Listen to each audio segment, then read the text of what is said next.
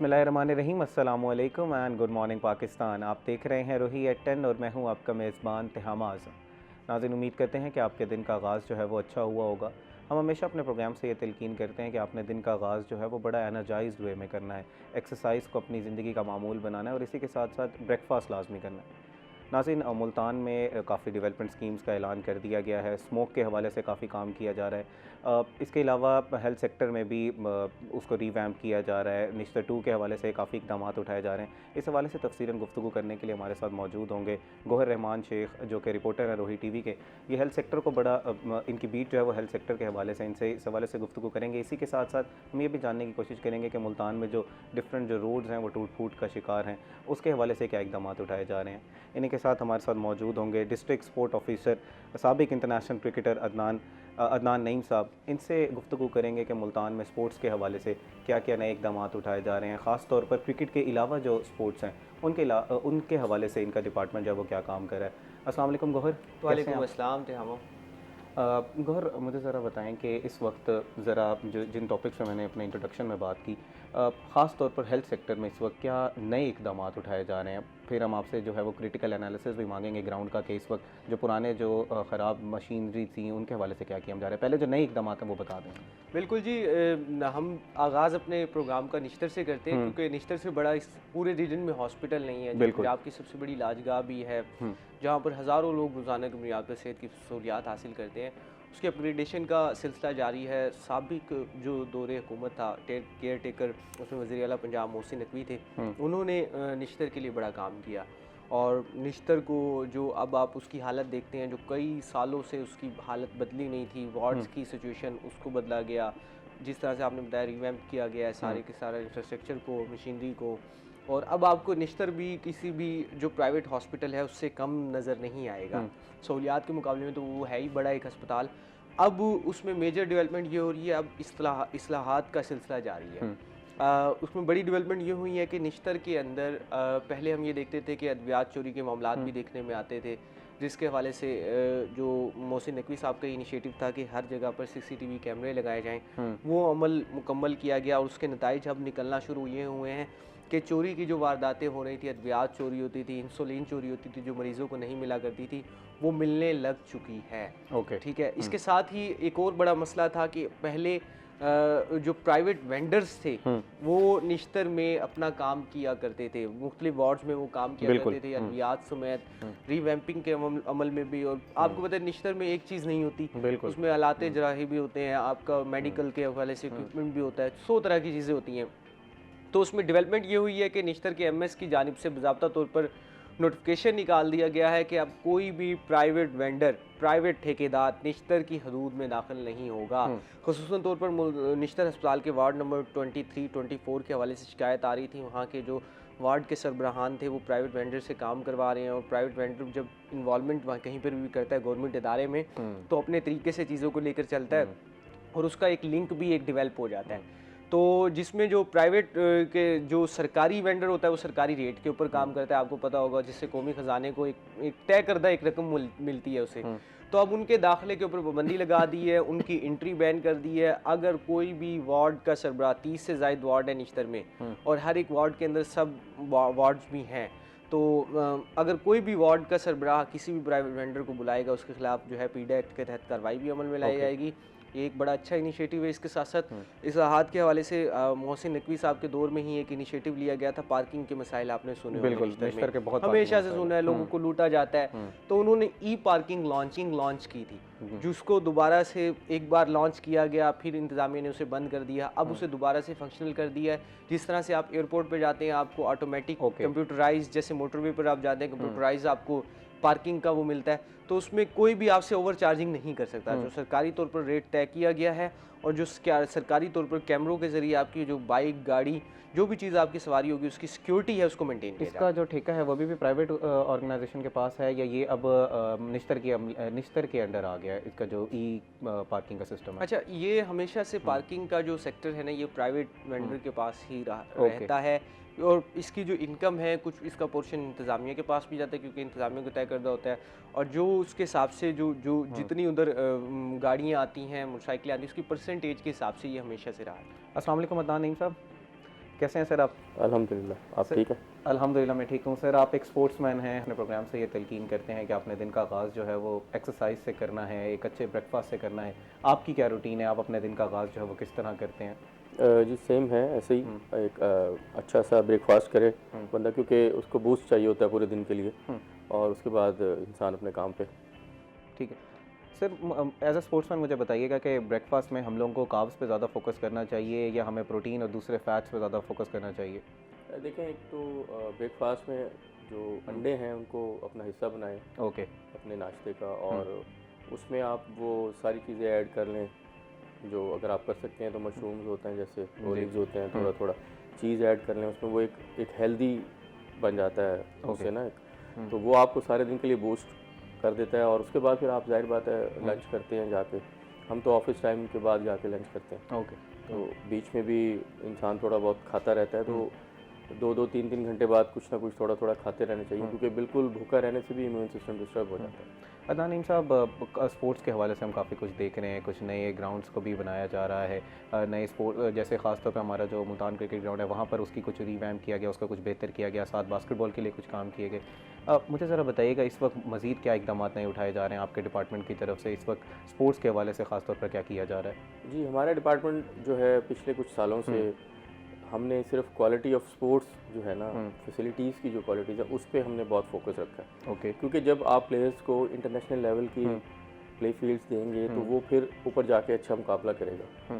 तो हम लोग बहुत, अब हमारे मुल्तान में 1 अरब 8 करोड़ की कंस्ट्रक्शन हो रही है तकरीबन।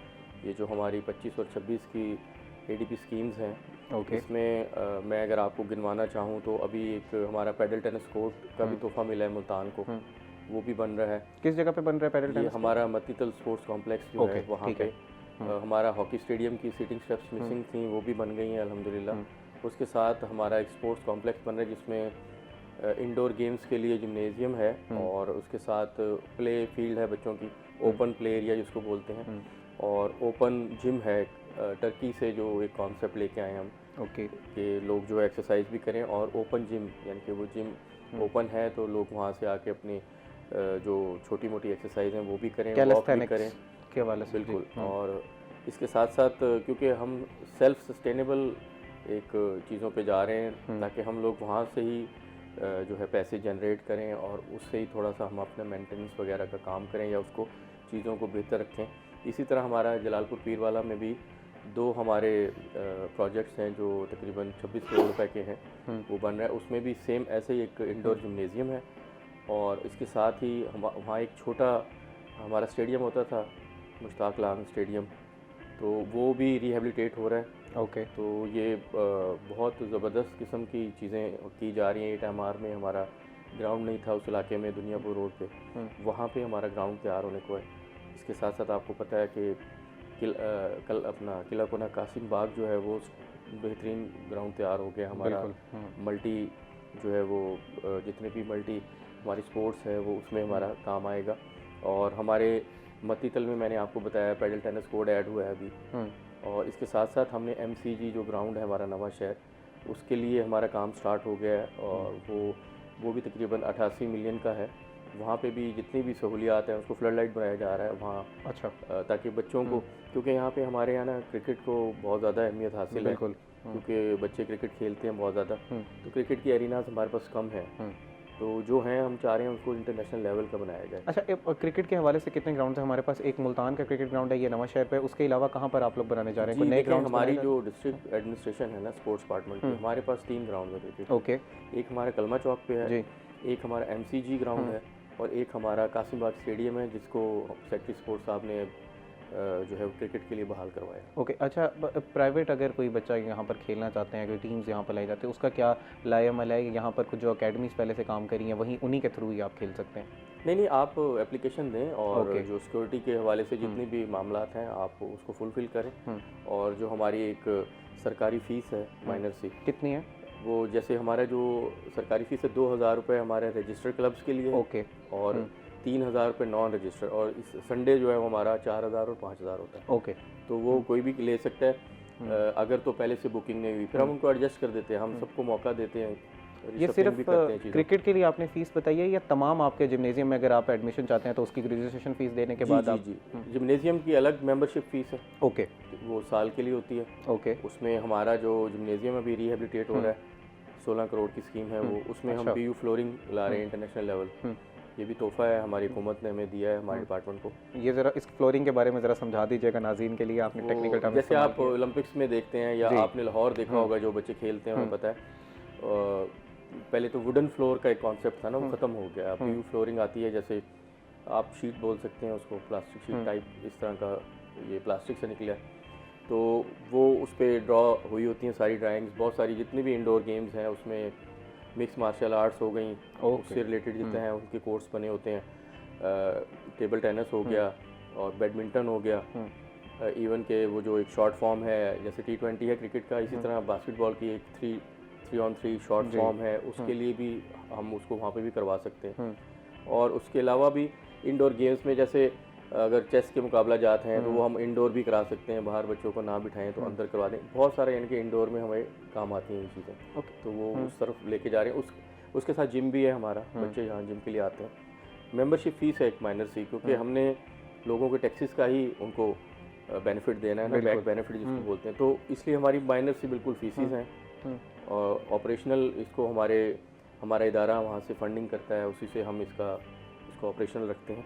ये इसका मैं यही समझना चाह रहा था कि हमारे यहाँ एक ये अलमिया है कि एक दफ़ा लॉन्च कर दी जाती है एक स्कीम, उसको इनिशियल डेज में वो बहुत अच्छी है। जैसे आप पैडल टेनिस की बात कर रहे हैं, बहुत एक रुझान है, लोग पैडल टेनिस बहुत ज़्यादा खेल रहे हैं। यहाँ पर एक कोर्ट बना दिया जाएगा, पहले एक डेढ़ साल में बहुत अर्सा बता रहा हूँ, 6 महीने वो बहुत अच्छा तरीके से काम करेगा। उसके बाद उसकी हालत ख़राब होना शुरू हो जाएगी, फिर उसका ध्यान नहीं रखा जाएगा, फिर फंड्स में खुद बोझ होना शुरू हो जाएगी, फिर लोग ये बताएंगे कि हम लोग फ़ी पे करते हैं लेकिन हमें उस तरह की सहूलियात नहीं मिलती। तो इस हवाले से क्या इकदाम उठाए जा रहे हैं? देखिए, ये हमने तो शुरू से एक बहुत अच्छा मैगज़ीन बनाया है। मैं जब भी मैं आता हूँ तो मैंने तो बनाया हुआ है। अब मुझे नहीं पता कि और लोग आके क्या करते हैं। तो हमारा जो महकमा है इन चीज़ों का बहुत ख्याल रखता है, टाइट चेकिंग होती है बहुत। और आपको पता है पैडल टेनिस वगैरह इनके कोर्स, फिर आपको इनकी सर्विस चेंज भी करनी पड़ती है काफ़ी कुछ अरसे के बाद। तो इसमें ये होगा कि हम लोगों ने इसका जो मैगज़ीन में इसका मेंबरशिप बनाएंगे, उसमें जो टाइम विंडोज़ हैं वो देंगे लोगों को। जैसे हम सेम बैडमिंटन का बनाते हैं, टेबल टेनिस का, कि आपने 1 घंटे के लिए आपने खेलना है और 1 घंटे के लिए आपने इसका, और उसका जो है हम क्योंकि लाइट्स जलेंगी, रात को भी खेलेंगे, उसकी बिलिंग भी है, वो हम इंशाल्लाह उसका एक अच्छा मैगज़ीन बनाएंगे। Relatively it is an expensive sport, paddle tennis जो है वो एक एक्सपेंसिव शौक समझा जाता है कि जो कुछ लोग खेलते हैं। इस पर मज़ीद भी गुफ्तगू करेंगे। अदनान साहब, इस वक्त एक ब्रेक का, नाज़रीन हमारे साथ रहिएगा।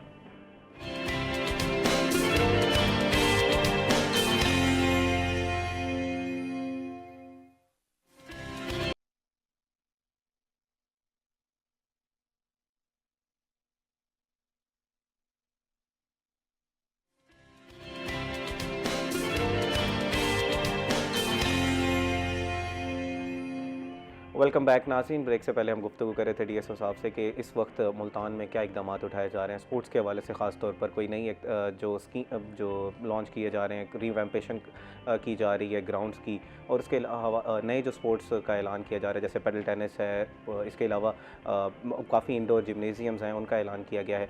इसके अलावा कुछ नेशनल चैम्पियनशिप्स होती हैं, टूर्नामेंट्स होते हैं, उस हवाले से जानते हैं कि इस वक्त नए कौन से टूर्नामेंट्स आ रहे हैं। जी सर, बताइएगा, कोई नए टूर्नामेंट्स आ रहे हैं जहाँ पर बच्चे चाहें वो पार्ट ले सकते हैं? उसके अलावा आप लोग डिस्ट्रिक्ट की हद तक कौन से टूर्नामेंट्स करवाते हैं? देखें, अभी जैसे समर गेम्स हुई थी पूरे पंजाब लेवल पे हुई हैं, तहसील से लेकर डिस्ट्रिक्ट से फिर डिवीजन्स ने जाके ऊपर पार्टिसिपेशन की थी, और उसके बाद अनफॉर्चुनेटली सैलाब आ गया तो चीज़ें थोड़ी सी स्पोर्ट्स की चीज़ें थोड़ी सी रुक गई। और हमारा महकमा, मैं तारीफ़ करूँगा, हमारे हाई अप्स ने बहुत हमें जिसको कहते हैं स्ट्रिक्टली कहा है कि सैलाब की जो इस वक्त तबाहकारियाँ, उसमें हमारे महकमे जो भी हमारी हुकूमत का हाथ बटा सकते हैं वो बटाएं। हमारे बहुत सारी फैसिलिटीज़ हैं वहाँ पे, अब रिहेबिलिटेशन सेंटर्स भी बने हुए हैं सैलाब ज़दगान के लिए, और आप देख रहे होंगे चेक्स वगैरह अब तो तकसीम होने लग गए हैं। और अब जो है हम लोग कल ही हमारे महकमे की हाईअप्स की मीटिंग हुई है, क्योंकि नेशनल गेम्स आ रही हैं हमारी, जो पहले भी जंग की वजह से कैंसिल हो गई थी, तो अब वो आ रही हैं नेशनल गेम्स। सारे सूबे यानी कि सूबाई लेवल के लोग, हमारे जितने भी प्लेयर्स हैं वो नेशनल गेम में जाके खेलेंगे कराची। और इसके साथ ही पिंक गेम्स का इनेकाद हो रहा है, वो साथ साथ वो पिंक गेम्स जो है वो स्पेसिफिकली सिर्फ वुमेंस के लिए होती है, फीमेल गेम्स, ताकि जो वुमेन है, फीमेल हैं, उनको ये एहसास ना हो कि हम लोगों को जो है वो बॉयज़ से कम अहमियत दी जाती है। अच्छा सर, ये आप इस पे ज़रा तफसीलन गुफ्तगू कीजिएगा, मुझे ज़रा बताइए कि ये अभी सीएम साहिबा का इनिशिएटिव है या पहले से की पिंक गेम्स जो होती आ रही है? देखिए, पहले इतनी जो है तवातुर से नहीं होती थी, ये हमारी सीएम साहिबा का इनिशिएटिव है। हमारे स्पोर्ट्स मिनिस्टर साहब, हमारे सेक्रेटरी साहब और डीजी साहब ये इस चीज़ पे बहुत सीरियस हैं कि हमारा जो है जो बच्चियां हैं उनको भी खेलों में आगे लाया जाए, ताकि वो भी पाकिस्तान की नुमाइंदगी करके इंटरनेशनली नाम रोशन करें हमारे मुल्क का। तो ये इस वजह से अब इसको रेगुलरली करवा रहे हैं। तीसरी चौथी हमारी पिंक गेम्स होंगी और इसका बहुत अच्छा हमें जो है ना फीडबैक मिलता है। बच्चियां बहुत अच्छे तरीके से इसमें हिस्सा लेते हैं और जाके लाहौर फिर तमाम डिवीजन्स के जो टीम्स हैं वो आपस में उनका कॉम्पिटिशन्स होते हैं और एक बहुत अच्छी जिसको कहते हैं ना इंटरनेशनल लेवल की जो है वो एटमॉस्फेयर होती है और बहुत मज़ा आता है बच्चों को खेलने। जनाब, काफ़ी अच्छे इक़दाम उठाए जा रहे हैं, काफ़ी काम किया जा रहा है, लेकिन हमारा एक अलमिया ये रहता है कि न्यू टैलेंट हमारे पास उस तरह नहीं आता, इंटरनेशनली हम उस तरह कम्पीट नहीं कर पाते। इस हवाले से भी हम आपसे गुफ्तगू करेंगे कि इसकी वजह क्या है। मैं गौहर साहब से ज़रा जानना चाहूँगा कि इस वक्त जो डेवलपमेंट के हवाले से कुछ स्कीम्स लॉन्च की गई थी, ख़ास तौर पर कहा गया था कि रोड्स नए बनाए जाएंगे, उसको दोबारा जो है वो जितने भी रोड्स टूटे हुए हैं मुल्तान शहर के उनको दोबारा बनाया जाएगा। लेकिन अब जिन भी रोड्स पर हम काम शुरू किया गया था वो रुक गए हैं, उनसे जाकर बात की जाती है तो कहा जाता है कि कॉन्ट्रैक्टर भाग गए हैं, फंड्स नहीं है। तो इस तरह के जो बड़े रोड से ज़रा गौहर उसके बारे में तफसीलन आगाह कीजिएगा। बिल्कुल तेहमा, जहाँ पर हम अपने प्रोग्राम में आपकी तवज्जो से हम इदारों की तारीफ़ भी करते हैं, वहीं पर हम उनके नकाइस भी लेकर आते हैं।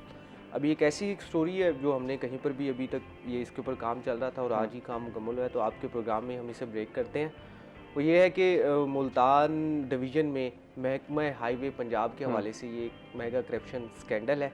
जो करप्शन का स्कैंडल आप अंदाज़ा लगाएं कि किस तरह से की गई है। ये लैंड एक्विजिशन के हवाले से कोई भी स्कीम होती है, जो रोड के ड्यूलाइजेशन का मंसूबा होता है, तो उसमें कुछ प्रॉपर्टीज़ ऐसी आती हैं जिनको हुकूमत कहती है कि इनको पेमेंट्स करके हम इनको जो है ना रोड की कुशादगी में शामिल कर देते हैं। तो ऐसा ही एक मंसूबा था लैंड एक्विजिशन का, उसमें 41 मिलियन से ज़ायद की करप्शन की गई है।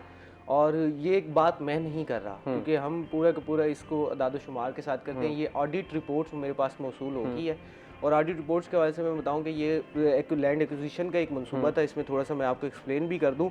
इसमें ऑडिट रिपोर्ट में जो खानेवाल और लोधरा में जो माली बेज़ाब्तियाँ हुई हैं पंजाब हाईवे में, उनके हवाले से उनकी निशानदेही की गई है और 41 मिलियन से ज़ायद के जो जाली क्लेम्स हैं वो भरे गए हैं। इसको ज़रा समझाइएगा कि ये जाली क्लेम्स किस तरह होते हैं, किस तरह ये जो करप्शन हुई है, और ये जो AGP की अभी रिपोर्ट आई है कि मैंने भी पढ़ी है, ज़रा नाज़रीन के लिए ज़रा आसान अल्फाज में गौर समझाइएगा। अच्छा, ये जाली क्लेम्स इसी तरह से होते हैं कि मैंने जिस तरह से आपको समझाया कि एक रोड का मंसूबा था कुशादगी का, अब उसमें आपकी लैंड आ गई, आपको पेमेंट होनी है, लेकिन कुछ अदायगियाँ ऐसी की जाती हैं जो ज़मीन सिरे से मौजूद ही नहीं थी।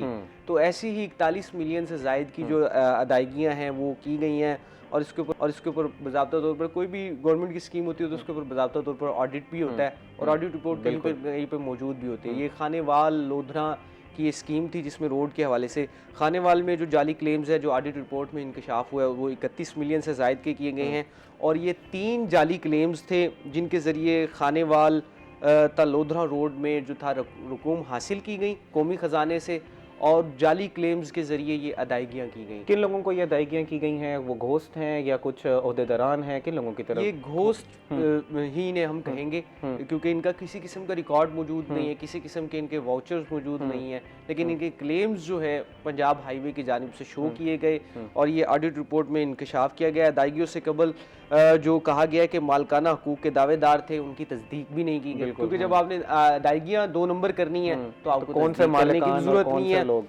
ये 2 केसेस हैं। ये एक केस में 31 मिलियन की अदायगी की गई है और दूसरा जो केस है उसमें 10.17 मिलियन रुपए के जाली क्लेम्स जो थे वो डिस्ट्रिक्ट अकाउंट ऑफिस लोधरा को भेजे गए। इसमें वाउचर्स भी नहीं थे, जो अफसरान मुलविस थे उनके खिलाफ कार्रवाई का कहा गया दिसंबर 2024। आज ये देखें दिसंबर 2025 आने को है, 1 साल हो गया इस केस के ऊपर कोई पेशरफ्त नहीं हो सकी है। कौमी ख़जाने को 41 मिलियन से ज़ायद रुपए का नुकसान पहुंचाया गया है। इसमें जो बात की जाए उस वक्त के जो SC थे मुल्तान के, क्योंकि डिवीज़न है, डिवीज़न को SC ने देखना है, तो इसके साथ साथ जो एक्सियन थे लोधरा के, विहाड़ी के और खानेवाल के, ये सारे लोग इसमें मुलविस पाए गए हैं। अच्छा। अब तक उनके खिलाफ कोई क्रैकडाउन, कोई कार्रवाई नहीं हुई और ऑडिट रिपोर्ट में बाज़ाब्ता तौर पर सरकारी तौर पर लिखा गया है जो भी जिम्मेदार थे उनके खिलाफ जो कानून के मुताबिक सख्त से सख्त कार्रवाई अमल में। गौर, आप कह रहे हैं कि अभी इसके खिलाफ कोई कार्रवाई नहीं की गई, तो क्या अभी भी ये ओहदे पर मौजूद हैं, अपना काम उसी तरह ये सस्पेंडेड हैं जो इनके खिलाफ, जिनका नाम इस रिपोर्ट में आया था? अच्छा, मुल्तान के एससी की बात की जाए तो मुल्तान के एससी उस वक्त के जो हाईवे के थे, वो तो उनको तो यहाँ से रिप्लेस कर दिया गया, उनका तबादला कर दिया गया, मतलब वही क्योंकि जो इन करप्शन स्कैंडल्स में या तो केस एंटी करप्शन को भेजा जाता है या नैब को भेजा जाता है, और अगर उसके ऊपर कुछ भी नहीं करते तो आप पीडा एक्ट के तहत उनके खिलाफ कार्रवाई अमल में लाते हैं, उनकी सर्विस जब्त की जाती है। क्योंकि ये ऑडिट रिपोर्ट में बाज़ाब्ता तौर पर लिखा हुआ है कि ये जाली क्लेम्स थे, 41 मिलियन से ज़ायद के ये क्लेम्स जो थे वो इनको जाली तौर पर अदा किया गया, ना ये ज़मीन मौजूद है ना इसके दावेदार मौजूद हैं, लेकिन इनकी अदायगियाँ कौमी ख़जाने से की गई हैं। तो इनकी किस एंटी करप्शन में कोई प्रोसीडिंग्स हो रही हैं, नैब में कोई प्रोसीडिंग्स हो रही हैं, या बिल्कुल इस केस पे कोई पेशरफ नहीं है, बिल्कुल वहीं का वहीं खड़ा हुआ है अभी? इस केस के ऑडिट रिपोर्ट का मकसद ये होता है बुनियादी तौर पर एक audit department, district audit department भी होता है और एक ऑडिटर जनरल पाकिस्तान भी होता है जो तमाम फेडरल स्कीमों की ऑडिट करता है, और डिस्ट्रिक्ट ऑडिट डिपार्टमेंट जो है वो लोकली तौर पर जो डिविजनल स्कीमें होती हैं उनका ऑडिट करता है। इन ऑडिट रिपोर्ट्स की ही रोशनी में ये डिपार्टमेंट्स को सेक्रेटरी को भेजी जाती हैं और सेक्रेटरी आगे से इन स्कीमों के हवाले से अगर उनमें कोई माली बेज़ाब्तगी होती है तो सेक्रेटरी और मुतल्लिका जो महकमा है, जैसे वो हाईवे का महकमा है, वो इसका वर्क्स एंड कम्युनिकेशन डिपार्टमेंट के ये अंडर आते हैं, तो उनकी ये जिम्मेदारी होती है। लेकिन 1 साल हो गया है, अगर इस हवाले से कार्रवाई हुई होती तो वो आपके सामने भी मौजूद होती, क्योंकि सारे मामलात यही मुल्तान डिवीजन में हुए इस केस के हवाले से, तो अभी तक इस पर कोई ऐसी कोई ख़ास कोई कार्रवाई नहीं हुई मुतल्ली के अलावा। अच्छा, ये एक बहुत एक अजीब सा अलमिया है कि हमारे यहाँ ऑडिट के महकमे हैं, उन्होंने एक रिपोर्ट जारी कर दी, फिर भी कोई जो है वो उनके खिलाफ एक्शन नहीं लिया गया। इसी के साथ साथ आप अभी हम निश्तर के हवाले से बात कर रहे थे, आपने बड़ी डेवलपमेंट के हवाले से बात की। निश्तर 2 में ICU के जो वार्ड्स हैं वो अभी तक बहाल नहीं हो सके, इसके अलावा मजीद भी अभी निश्तर 2 जो है वो उस तरह बहाल नहीं हो सका, और उसको आप किस तरह देखते हैं? बिल्कुल, तेहामा निश्तर 2 एक फैसिलिटीज़ के हवाले से मुल्तान के शुजाबाद रोड के ऊपर बनाया गया, कहा जा रहा था कि लोड जो है वो वहाँ पर शिफ्ट होगा, पॉपुलेशन सारा उधर जाएगी, निश्तर 2 पर चले जाएगा, जिस तरह हम बात करते हैं का सबसे बड़ा इलाज का है, और 500 बेड पर मुश्तमिल निश्तर 2 बनाया गया था। और ये भी इनिशिएटिव था उस वक्त के वज़ीर आला मोहसिन नकवी साहब का, उन्होंने इसको लेकर चले और ये नामुमकिन सा एक मंसूबा था, इसको मुमकिन बनाया डेवलपमेंट के हवाले से, और कम वक्त में मोहसिन नकवी साहब ने इसको मुकम्मल किया।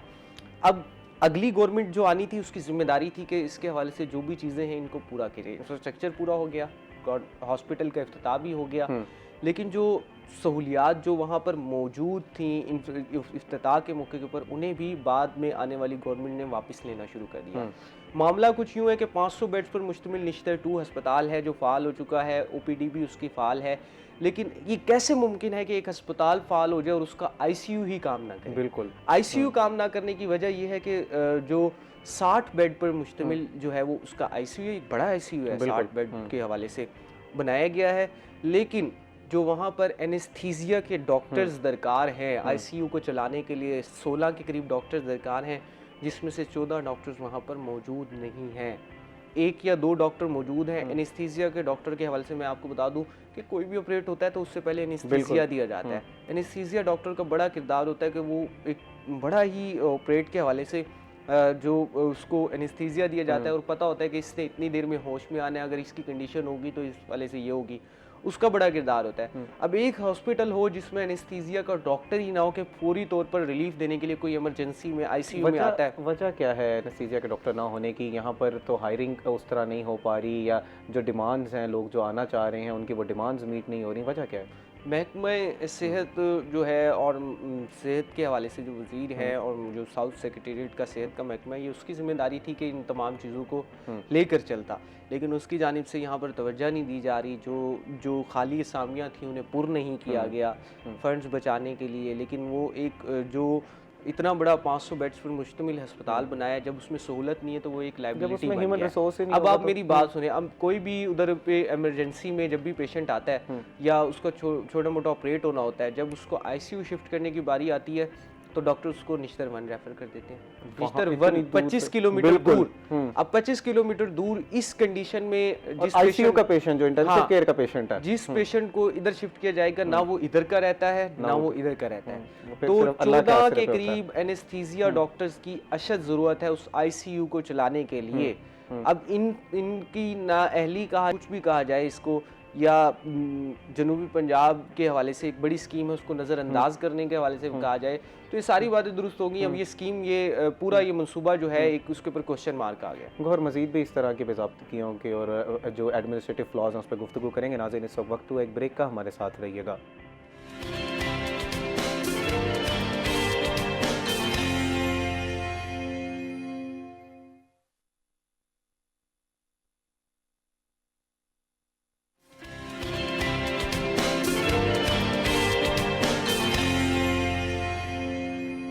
वेलकम बैक नाज़रीन। ब्रेक से पहले हम गौहर से गुफ्तगू कर रहे थे कि इस वक्त एडमिनिस्ट्रेशन जो है वो फ्लॉज हैं, एडमिनिस्ट्रेटिव फ्लॉज जो हैं उसके हवाले से क्रिटिकल एनालिसिस अपना दे रहे थे गौहर के इस वक्त, और ये भी बता रहे थे कि ग्राउंड पे कि इस वक्त फिल फॉर किन चीज़ों की ज़रूरत है। अदनान नईम साहब से भी हम लोग गुफ्तगू कर रहे थे कि डिस्ट्रिक्ट एडमिनिस्ट्रेशन जो है वो क्या क्या स्पोर्ट्स के हवाले से क्या इकदाम उठाए जा रहे हैं, लेकिन यहाँ पर एक सवाल ये पैदा होता है कि हम इंटरनेशनल लेवल पर हमारे यहाँ कोई 10 साल बाद एक अरशद नदीम पैदा होता है, इसके अलावा हमारे पास नया टैलेंट क्यों नहीं आ रहा। जब नेशनल स्पोर्ट्स चैम्पियनशिप के भी सर ने बात की, लेकिन यहाँ पर इकदाम का फुकदान ये होता है कि मेट्रेसेस नहीं प्रोवाइड किए जाते। जो चैम्पियनशिप्स होती हैं, जो टूर्नामेंट्स होते हैं, वहाँ पर प्लेयर्स जो कहते हैं कि हमारी सहूलियात उस तरह की नहीं है, सेफ्टी के हमारा ख्याल नहीं रखा जाता। जी सर बताइएगा, ख़ास तौर पर भी नेशनल स्पोर्ट्स चैम्पियनशिप के बारे में ज़रा बता दें कि आप कह रहे थे कि अभी वो आने वाली है, इसमें किस तरह की सेफ्टी के हवाले से ख्याल रखा जाएगा। स्पोर्ट्स के हवाले से हमारे जो ग्राउंड के जो स्पोर्ट्समैन हैं वो ये कहते हैं कि हाई जंप के हवाले से हम बात कर लेते हैं, वो कहते हैं ना हमें मैट्रिक्स उस तरह के दिए जाते हैं, ना हमारे लिए सेफ्टी का उस तरह ख्याल रखा जाता है, तो हमें फिर इंजरी हो जाती है और फिर हमारा करियर जो है वो दाव पे लग जाता है, क्योंकि फुकदान जो है वो हमें डिस्ट्रिक्ट एडमिनिस्ट्रेशन की तरफ से मिलता है।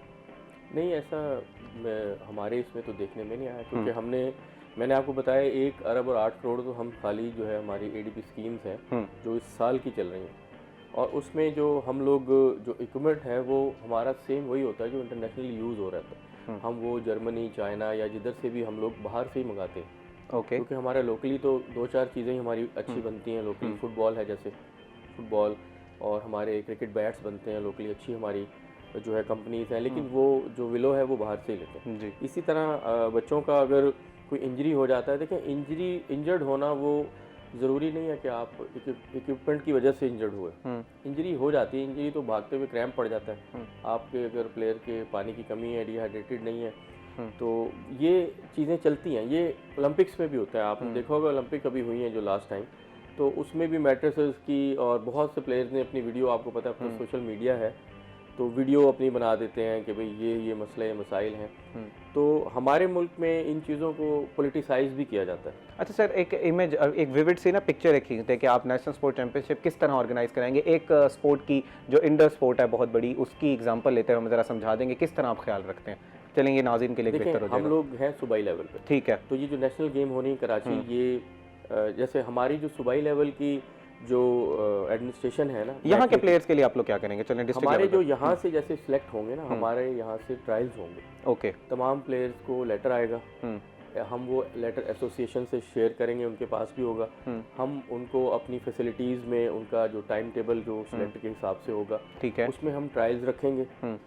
उसमें वही एसोसिएशन से जो रजिस्टर्ड प्लेयर्स हैं वो उसमें हिस्सा लेंगे, ठीक है, और सिलेक्शन का एक अमल किया जाएगा। उसके बाद वो टीम्स जो हम डिस्ट्रिक्ट वाइज, क्योंकि वो डिवीज़न में भी आ जाती है ना फिर डिस्ट्रिक्ट जी, फिर वो डिवीज़न जाकर ऊपर लाहौर यानी कि सारी इकट्ठी होंगी डिवीज़न, उसमें से हमारे जो क्रीम है जिसको कहते हैं ना पूरे पंजाब के प्लेयर्स की, उन तमाम गेम्स की जो नेशनल गेम्स में है, वो उनकी टीम्स तश्कील दी जाएंगी, और उनको बहुत अच्छे तरीके से, अब ये तो पिछले बहुत सारे साल मैं कह सकता हूँ, तो अब तो चीज़ें बहुत अच्छी हो गई हैं। अब तो हम लोग जो है प्लेयर्स को होटल में ठहराते हैं। सर हमारे प्रोग्राम में पिछले वीक गालिबन मार्शल आर्ट्स के कुछ प्लेयर्स आए हुए थे, फीमेल थी वो कह रही थी कि हमें डिस्ट्रिक्ट की तरफ से कोई सहूलियात नहीं दी जा रही, हमें ना मैट्रेस दिया जाता है, ना हमें उस तरह सपोर्ट किया जाता है। अगर हम चैम्पियनशिप विन भी कर जाते हैं तो हमें फाइनेंशियली सपोर्ट नहीं किया जाता। हम अपनी मदद आपके तहत मोहल्ले वालों से पैसे इकट्ठे करके, अपने पेरेंट्स के कुछ बैंक डिपॉजिट्स को में से लेके फिर हम अपना जो है वो कॉम्पिटिशन में पार्ट लेते हैं। देखिए मैं एक चीज़ को वाज़ेह कर दूँ जी, चैम्पियनशिप्स जो होती है ना, जो हमारा महकमा करवाता है, sports and youth affair department जी, अगर उससे रिलेटेड कोई शिकायत है तो उसका मैं आपको बता सकता हूँ, यकीन भी दिलवा सकता हूँ कि ऐसा कुछ नहीं है। ठीक है। हमारे पास एप्लीकेशंस आती हैं ट्रायल्स के लिए। आपने मार्शल आर्ट्स की बात की जी, तो हमारा महकमा मुल्तान के लेवल पे भी हम उनको मैट लगा के देते हैं। ओके, क्योंकि मैट एक्सपेंसिव चीज़ है, वो हर जी, क्लब पे नहीं होती। जी, अच्छा, अब कुछ चैम्पियनशिप्स होती हैं जो एसोसिएशन करा रही होती है, ओके, तो वो जो ओके, मुतलका एसोसिएशन होती है, मसलन अभी फैसलाबाद में बहुत अच्छी चैम्पियनशिप हुई डिवीजन लेवल पे, तो यहाँ से बच्चे गए हैं, उनके ट्रायल्स रखे थे हमने। हम लोग आप उनके मुंतजमीन जो है उनसे आप पूछ सकते हैं कि हमारे मैट्स जो हैं वो हमारे अगर स्पोर्ट्स कॉम्प्लेक्स में कहीं जगह नहीं भी होती, क्योंकि रिहेबिलिटेट हो रहा है हमारा जिम्नेजियम, ठीक है, तो हम उनको जहाँ पे भी उनको चाहिए होता है वहाँ प्रोवाइड करते हैं। ठीक है, तो वो तकरीबन 100 होते हैं मैट के जो टुकड़े होते हैं, जो जोड़कर एक पूरा एक एरिना बनती है कराटे की, मिक्स मार्शल आर्ट्स की। तो हमारा महकमा बिल्कुल शाना बशाना खड़ा होता है, जो स्पोर्ट्स करा रहे हैं हम उसके साथ। लेकिन अब एक प्राइवेट चैंपियनशिप हो रही है, मसलन कोई एसोसिएशन का या कोई क्लब्स करवा रहे हैं, वो क्लब्स ऑलरेडी लोगों से पैसे लेके बच्चों को सिखा रहे होते हैं। वो हमारे एक हदूदो क़यूद है ना, जो हमारे अंडर तो आते हैं एज ए रजिस्टर्ड तौर पे, ठीक है, लेकिन अगर अब वो कोई चैंपियनशिप करा रहे हैं तो उसमें हम उनको फंडिंग नहीं कर सकते। ठीक है, क्योंकि हमारे पास जो फंड्स आते हैं ना, उसका एक तरीका है। हमारा sports and youth affair department जो चैंपियनशिप का ऐलान करेगा, किसी टूर्नामेंट का ऐलान करेगा, या किसी फेस्टिवल हो जाता है ना जब बहुत सारी गेम्स आ जाए बीच में, उनका ऐलान करता है, तो वो बजट बना के हर डिस्ट्रिक्ट को भेजता है। और आपने देखा होगा अभी हमने स्पोर्ट्स मिनिस्टर साहब जो सीएम साहबा का इनिशिएटिव था खेलता पंजाब, उसमें हमारे महकमे ने करोड़ों रुपए लगाए हैं और हमें बहुत अच्छे प्लेयर्स भी मिले।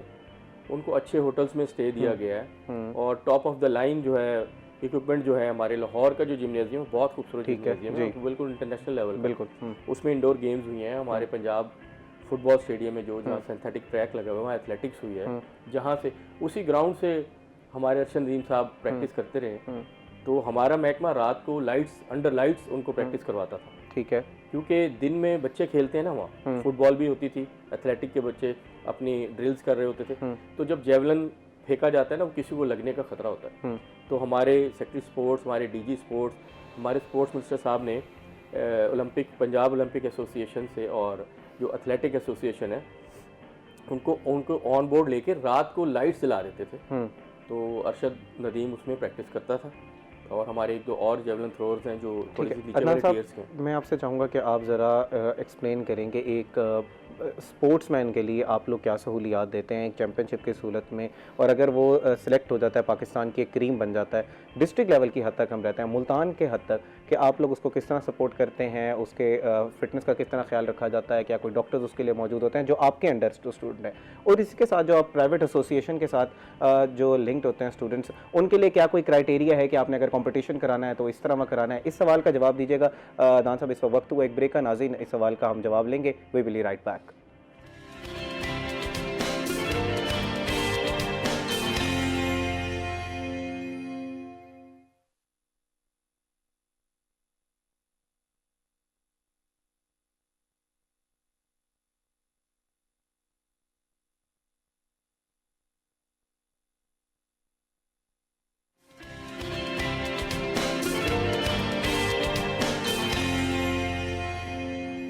वेलकम बैक नाजरीन। ब्रेक से पहले हम गुफ्तगू कर रहे थे अदनान नदीम साहब से और जानने की कोशिश कर रहे थे कि डिस्ट्रिक्ट एडमिनिस्ट्रेशन जो है वो एक स्पोर्ट्समैन के लिए क्या क्या इकदाम उठाती है, और ख़ास तौर पर हम फ़र्क जानने की कोशिश कर रहे थे कि डिस्ट्रिक्ट एडमिनिस्ट्रेशन और फेडरेशन में किस तरह के जो स्पोर्ट्समैन है उसमें क्या सहूलियात का जो है वो फुकदान, आखिर जो है वो एक इमेज बना हुआ है कि एक फुकदान है स्पोर्ट्समैन के लिए, तो वो क्या फ़र्क है, फेडरेशन में फुकदान है या डिस्ट्रिक्ट एडमिनिस्ट्रेशन की तरफ से कोई सहूलियात नहीं दी जाती? जी अदनान साहब, ज़रा तफसीरन आगाह कीजिएगा जिस बारे में हम गुफ्तगू कर रहे थे कि एक स्पोर्ट्समैन जो है वो एक आपके पास अगर आ जाता है या आपके अंडर है, डिस्ट्रिक्ट स्पोर्ट्स एडमिनिस्ट्रेशन के अंदर है, तो वो किस तरह की सहूलियात आप उसको जो है फराम करते हैं? उसके बाद मैं फिर आपसे फेडरेशन के स्पोर्ट्समैन के हवाले से जानना चाहूँगा। और ये भी बताइएगा कि आप एक प्राइवेट और टूर्नामेंट्स की बात कर रहे थे कि उनका आपसे ताल्लुक़ नहीं होता, लेकिन वो हैं आपके अंडर ही, तो उसके लिए क्या क्राइटेरिया है कि इस तरह के स्पोर्ट्स जो है वो होने चाहिए, फ़िटनेस का ध्यान रखा जाना चाहिए, उसमें मैट्स किस तरह के होने चाहिए, तो वो ज़रा बताइएगा। देखें, ये दोनों चीज़ें बज़ाहिरी तौर पे अलग अलग हैं, लेकिन जो प्लेयर होता है ना, वो फेडरेशन का भी वैसे ही होता है और वो पंजाब का sports and youth affair department का भी वैसे होता है, बेसिकली तो प्लेयर है ना। ओके। हमारा डिपार्टमेंट ने 550 स्पोर्ट्स फैसिलिटीज़ दी हुई हैं। ओके। किसी भी फेडरेशन के पास अपना ग्राउंड नहीं होता क्योंकि वो रियासत नहीं होती। बिल्कुल। रियासत ने 550 से ज़्यादा बेहतरीन जो है हमारी प्ले फील्ड्स हैं, जिसमें जिम्नेजियम भी हैं 40 से ज़्यादा, तो वो बेसिकली हमारे साथ मिलकर ही कराते हैं। अगर हम लोग उनको, एक मिसाल है, आप कहते हैं ना अगर कोई रिजिडनेस है, अगर हम उनको ग्राउंड ही ना मुहैया करें तो वो कहाँ करवाएंगे स्पोर्ट्स। तो ये चीज़ ना, ये इसको लोग समझ नहीं पाते। फेडरेशन हमारे साथ मिलकर काम करती है और एक अच्छा रिलेशन होता है। उनके जो सूबाई लेवल के अहदेदारान हैं वो हमारे जो सूबाई लेवल के हमारे जो मैनेजमेंट है वो उनके साथ मिलके ही सारा क्राइटेरिया बनाते हैं। उनको फंडिंग भी करते हैं। उनको जो पंजाब ओलंपिक एसोसिएशन है उसको पाकिस्तान ओलंपिक एसोसिएशन भी फंड करती है। और उसको ओलंपिक एसोसिएशन जो वर्ल्ड है वहाँ से भी फंड होता है, हमारा इधर से भी उसको फंड होता है। देखें, हमारी फैसिलिटीज़ में जब बच्चा खेलेगा आगे, वो फेडरेशन का हो, किसी क्लब का भी हो, सबसे पहले तो हमने उस क्लब को रजिस्टर किया हुआ है, उसका रिकॉर्ड हमारे पास भी होता है। हमारे आइन का हिस्सा है ये क्लब रजिस्ट्रेशन, हमने पूरा 1.5 साल की हैं और हज़ारों क्लब्स हैं जो अब रजिस्टर हैं मुख्तलिफ खेलों के। तो हम लोग, हमारी जो सूबाई लेवल पे हो, चाहे डिस्ट्रिक्ट लेवल पे हो, चाहे डिवीजन लेवल पे हो, बेसिकली तो गवर्नमेंट की फैसिलिटीज़ है ना, बिल्कुल, जिसको हमारा महकमा रन कर रहा है। और उनमें ही वो ही बच्चे खेलते हैं जो उस एसोसिएशन से आप कहते हैं ना रिलेटेड हैं, या फेडरेशन से बोल दें, वो ही, क्योंकि रजिस्टर होता है ना बच्चा, तो वो जब एक अच्छे क्लब का हिस्सा होगा, फिर वो क्लब, जैसे क्रिकेट की मिसाल ले लें, फुटबॉल की ले लें, फुटबॉल, क्रिकेट, हॉकी, तो सबसे पहले तो उसे कोई क्लब ज्वाइन करना पड़ेगा ना, वो खुद अकेला नहीं खेल सकता। इंडिविजुअल गेम्स और हैं, इवन के इंडिविजुअल गेम्स में भी टीम होती हैं। तो वो उस रजिस्टर क्लब से हमारे पास डिस्ट्रिक्ट लेवल पे आएगा। जो हमारे ओपन ट्रायल्स होते हैं। अच्छा, हमारे महकमे ने पिछले कुछ सालों से सीएम इनिशिएटिव है हमारे, जो हमारे मिनिस्टर स्पोर्ट्स हैं, हमने जनरल पब्लिक के लिए भी इवेंट किए हैं। जैसे खेलता पंजाब है ना, ठीक है, उसमें जनरल पब्लिक भी अलाउ थी, ठीक है। और उससे पहले जो फेस्टिवल्स हुए थे हमारे, जनरल पब्लिक, यानी कि आपका क्लब नहीं भी है तो आप आएंगे अगर खेलते हैं तो ट्रायल दें, अब आप सिलेक्ट होते हैं तो आप ऊपर लाहौर तक खेलेंगे जाके, ठीक है। और हमारे महकमे ने और जो हमारा सूबाई गवर्नमेंट है, इन्होंने अब जो बच्चियां हमारी पिंक गेम्स में जीती थी उनको ई-बाइक्स देने का भी ऐलान किया हुआ है, वो रजिस्टर भी हो चुके हैं, और लैपटॉप्स वगैरह देने का भी ऐलान किया हुआ है, और हज़ारों में हम लोग वजीफ़ा भी दे रहे हैं इन बच्चों को, ताकि उनकी पढ़ाई भी चलती रहे और स्पोर्ट्स वालिदैन पे बोझ भी ना आए कि भाई स्पोर्ट्स में जा रहा है तो बेटा फीसिस कैसे भरी जाएंगी। तो इस चीज़ पे काम हो रहा है और जंगी बुनियादों पे हो रहा है। जो थोड़ा सा हमारा ड्रॉबैक है कि हम जो हमारी पॉलिसीज़ है ना, उसका तसलसल नहीं रहता। तो ये तो 10 साल स्पोर्ट्स पॉलिसी अगर चले, फिर हमें जाके बहुत सारे स्पोर्ट्स में बच्चे हमारे पास। तो सर, मैं गौहर साहब के पास आना चाहूँगा। सिर्फ एक लास्ट सवाल का मुझे जवाब दे दीजिएगा कि नया टैलेंट हमारे पास क्यों नहीं आ रहा, हम लोग 10-10 साल क्यों लग जाते हैं हमें एक नया अरशद नदीम पैदा करने के लिए। बिल्कुल ब्रीफ सा इसका आंसर दीजिएगा, फिर मैं ज़रा गौहर साहब के। देखिए, ये जो इंडिविजुअल गेम्स है ना, इंडिविजुअल गेम्स नहीं, वैसे भी ओवरऑल गेम्स में हमारे पास प्लेयर्स हैं बहुत। बात ये है कि हम लोग, हमारे मुल्क में क्रिकेट देखी जाती है ज़्यादा, इस वजह से हमें वो स्पोर्ट्स नज़र नहीं आ रही थी। वो हैं, वो जाके ओलंपिक्स में भी खेलते हैं, पार्टिसिपेशन करते हैं। गौहर साहब, जैसे चैलेंजेस हैं बहुत सारे, हर एडमिनिस्ट्रेशन के लिए चैलेंजेस हैं, हर इदारे में चैलेंजेस हैं। निश्तर के हवाले से आपने बात की, इसी तरह चिल्ड्रन हॉस्पिटल मुल्तान में भी कुछ एडमिनिस्ट्रेटिव फ्लॉज हैं। अब वहाँ पर जो है वो सिटी स्कैन मशीन्स उस तरह नहीं है। उस हवाले से ज़रा आगाह कीजिएगा कि इस वक्त उस हवाले से कोई काम किया जा रहा है या अभी मसाइल जो कहते हैं। बिल्कुल, हम अब ये मुल्तान का बड़ा एक अस्पताल है बच्चों के हवाले से। बच्चे हर घर में मौजूद हुआ करते हैं और जनूब पंजाब में चंद एक ही बड़े अस्पताल हैं, जिस तरह से भावलपुर में बच्चों का अस्पताल है, इसी तरह से मुल्तान में। लेकिन हमेशा से ये अस्पताल आंखों से दूर रहता है। बच्चे हैं, उनके इलाज के लिए आते हैं, लेकिन वहाँ पर जो इंतज़ामी मसाइल हैं और जो डॉक्टर्स की जानिब से जो बच्चों के हवाले से उस तरह से तवज्जो नहीं दी जाती, तो वहाँ पर अमवात की रेशो भी दिन दिन बढ़ती जा रही है। अब मामला कुछ इस तरह से एक मसले की तरफ निशान नहीं करेंगे क्योंकि हमारा प्रोग्राम बड़ा मुख्तसर है। तो MRI मशीन जो है चिल्ड्रन हॉस्पिटल में, CT scan machine, CT scan जो बुनियादी चीज़ है, जो बच्चों का होना ही है, कोई भी बच्चा हो, तो सिटी स्कैन मशीन पिछले 20 दिनों से ख़राब है। और पिछले 6 महीनों की परफॉर्मेंस अगर सिटी स्कैन मशीन की निकाली जाए तो ये तकरीबन कोई 1 महीना भी वो बमुश्किल चली होगी। तो जिस अस्पताल में सीटी स्कैन मशीन ही ख़राब हो और वहाँ पर एग्जीक्यूटिव डायरेक्टर भी मौजूद हो, एमएस भी मौजूद हो, और वो बच्चों का अस्पताल और बच्चों का मामला कितना सेंसिटिव होता है और बच्चों के साथ कितना लोगों के दिल जुड़े होते हैं, तो ऐसे में मुल्तान का ये अस्पताल मुकम्मल तौर पर जो है वो नज़रअंदाज हो रहा है। तो इंतज़ामिया से यही गुजारिश है कि चिल्ड्रन हॉस्पिटल में मसाइल इंतहाई संगीन है, और हमने यहाँ पर अपने प्रोग्राम में अपने चैनल पर ये ख़बर भी ब्रेक की थी कि बच्चों को जो ब्लड है वो भी गलत लगा दिया जाता है। ब्लड गलत लगने से भी अमवात निश्तर चिल्ड्रन हॉस्पिटल में रिपोर्ट हो रही हैं। हॉस्पिटल में ब्लड गलत लगा दिया, गलत ब्लड लगा दिया या उसकी स्पीड तेज़ लगा दी। अब छोटा सा बच्चा है, उसको एक मुकर्रर स्पीड है, हद है, तो आप ये इस लेवल तक चीज़ें यहाँ पर पहुँच चुकी हैं, गफलत है। तो इसके ऊपर बड़ा ज़रूरी है चिल्ड्रन हॉस्पिटल के ऊपर तवज्जो दी जाए। मुल्तान का ये हॉस्पिटल तमाम आँखों से दूर हुआ पड़ा है और रोज़ाना की बुनियाद के ऊपर बच्चों की बड़ी तादाद में वहाँ पर आप जैसे सहाफ़ी जो हैं वो इसकी दिन ब दिन रिपोर्टिंग करते हैं, ये तो इतनी बड़ी गफलत है, इसको तो नेशनल न्यूज़ होना चाहिए था। गलत ब्लड के वजह से तो जानी अमवात हो सकती हैं, तो क्यों नहीं हो रहा इस तरह? बिल्कुल उस तरह से एक्शन नहीं देखने में आ रहा, चेक्स एंड बैलेंस नहीं है हॉस्पिटल्स के, क्या मसला है? बिल्कुल इसके ऊपर हमारी खबर नशर होने के बाद एक चीज़ बेहतर ज़रूर हुई है। जैसे हमने निश्तर 2 के हवाले से बात की, इसी तरह से हमने चिल्ड्रन हॉस्पिटल के मसाइल को भी उजागर किया। इसके ऊपर एक इंटरनल जो है इंक्वायरी जो रिपोर्ट है, कमीशन है, वो भी तश्कील दिया गया सेक्रेटरी हेल्थ की जानिब से। और जो इंतज़ामी मामलात के हवाले से हम मुसलसल बात करें, एक हॉस्पिटल है जहाँ पर हमारे पास स्टाफ ही मौजूद नहीं है, और एक हॉस्पिटल चिल्ड्रन जैसा है जिसमें ओवर क्राउडेड है, जहाँ पर बोगस भर्तियाँ की गई हैं और उनको अदायगियाँ भी की जा रही हैं। गौहर, बहुत शुक्रिया आज के प्रोग्राम में तशरीफ़ आवे का। हमने तफसीलन आपसे गुफ्तगू की। अदनान नईम साहब, आपका बहुत शुक्रिया। हमने डिस्ट्रिक्ट के हवाले से गुफ्तगू की कि इस वक्त स्पोर्ट्स के हवाले से क्या क्या इक़दाम उठाए जा रहे हैं। नाज़रीन, उम्मीद करते हैं कि पहला सेगमेंट आपको पसंद आया होगा। ब्रेक के बाद हमारे साथ मज़ीद भी गेस्ट होंगे। We will be right back.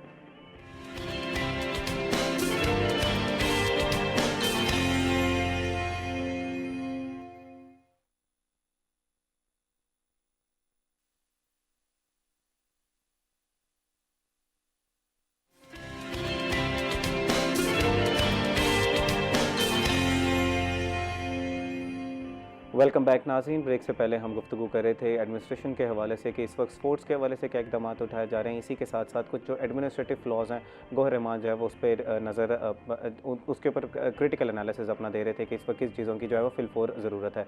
नाज़रीन, इस वक्त हमारे साथ सलमान ज़मीर मौजूद हैं जो कि हमें वेदर के बारे में आगाह करेंगे। जी सलमान। जी बिल्कुल, मुल्तान शहर के मौसम की बात करें तो मुल्तान शहर के मौसम का आगाज़ जो है वो ठंडी सुबह के साथ हुआ है और चमकती दमकती धूप ने मुल्तान शहर को रोशन किया है। इसी के साथ साथ आपको ये बता दें कि मुल्तान शहर के अंदर आने वाली धूप जो है उसमें अब वो शिद्दत नहीं पाई जाती और आराम से एक आम शख्स जो है वो इस धूप के मज़े ले सकता है और विटामिन डी भी हासिल कर सकता है। इसी के साथ साथ हल्की हवा जो चल रही है उसमें भी ठंडक महसूस की जा सकती है। और उसी के साथ साथ दर्जा हरारत की बात करते चलें तो आज का कम से कम दर्जा हरारत जो है वो 21 डिग्री सेंटीग्रेड को रिकॉर्ड किया गया है। ज़्यादा से ज़्यादा दर्जा हरारत जो है वो 33 डिग्री को छुएगा। हवा में नमी का तनासुब जो है वो 75% रिकॉर्ड हुआ है और इस वक्त मुल्तान शहर में तकरीबन 8 से 10 किलोमीटर की घंटा की रफ्तार से नीम ठंडी हवा जो है वो चल रही है। और हम ये भी देख रहे हैं कि रात के औकात में मौसम जो है वो कदरे ठंडा हो जाता है मगर दिन जो है वो अभी भी गर्म नज़र आते हैं।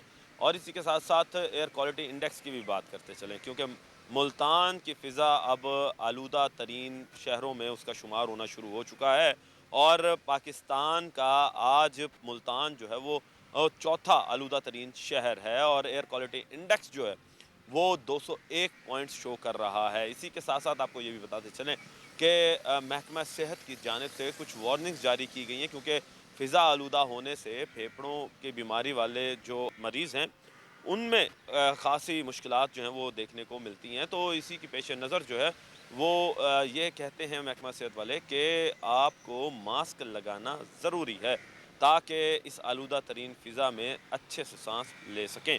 इसी के साथ साथ महकमा सेहत ने बदलते मौसम के साथ भी कुछ वार्निंग जो है वो जारी की हैं।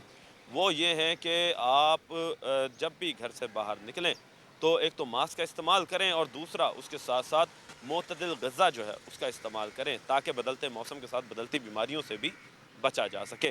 महकमा सेहत की जानिब से ये तो वार्निंग जारी की गई हैं। इसी के साथ साथ महकमा मौसमियात की तरफ से भी बताया जा रहा है कि आइंदा 24 घंटों में मौसम जो है वो मज़ीद खुश्क और ठंड की तरफ बढ़ता जाएगा। जी, बहुत शुक्रिया सलमान, आपने तफसीलन आगाह किया कि इस वक्त मुल्तान शहर में वेदर की क्या सूरत हाल है। नाज़रीन, इस वक्त हमारे साथ शकील सुल्तान मौजूद हैं जो हमें वेजिटेबल और फ्रूट्स के रेट से आगाह करेंगे। जी शकील। मुल्तान में खाने पीने की अशिया की कीमतों ने शहरियों को खासा परेशान कर दिया है। खासतौर पर सब्जियों में टमाटर की कीमत ने शहरियों के होश उड़ा दिए हैं। टमाटर जो आज से 2 माह पहले 80 या 100 में फ़रोख्त होता था, आज टमाटर की मार्केट की कीमत 500 से 600 रुपये तक पहुँच चुकी है। सरकारी कीमत की बात करें तो बहुत कम है, 172 रुपये किलो मुकर्रर किया गया है। टमाटर की सरकारी कीमत में भी कमी नहीं आ रही, क्योंकि गुज़िश्ता 2 से 3 दिनों में टमाटर की सरकारी कीमत भी यहीं रुकी हुई है, जबकि मार्केट की कीमत तो शहरियों की पहुँच से दूर ही चली गई है।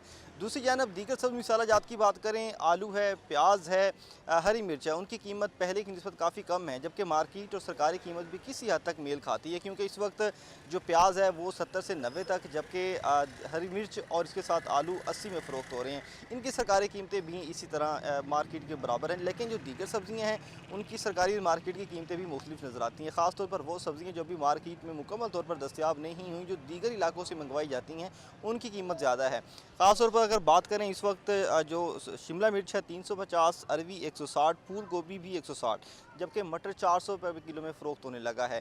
इसके साथ साथ साग 76, गाजर 90, शलजम 108, फली गवार 120 में जो है वो मुकर्रर किए गए हैं। लेकिन ये वो सब्ज़ियाँ हैं जो मौसम सरमा की सब्ज़ियाँ, मौसमी सब्ज़ियाँ हैं, और मकामी इलाकों से जब जैसी दस्तियाब होंगी तो इनकी कीमत में मज़ीद भी कमी आ सकती है।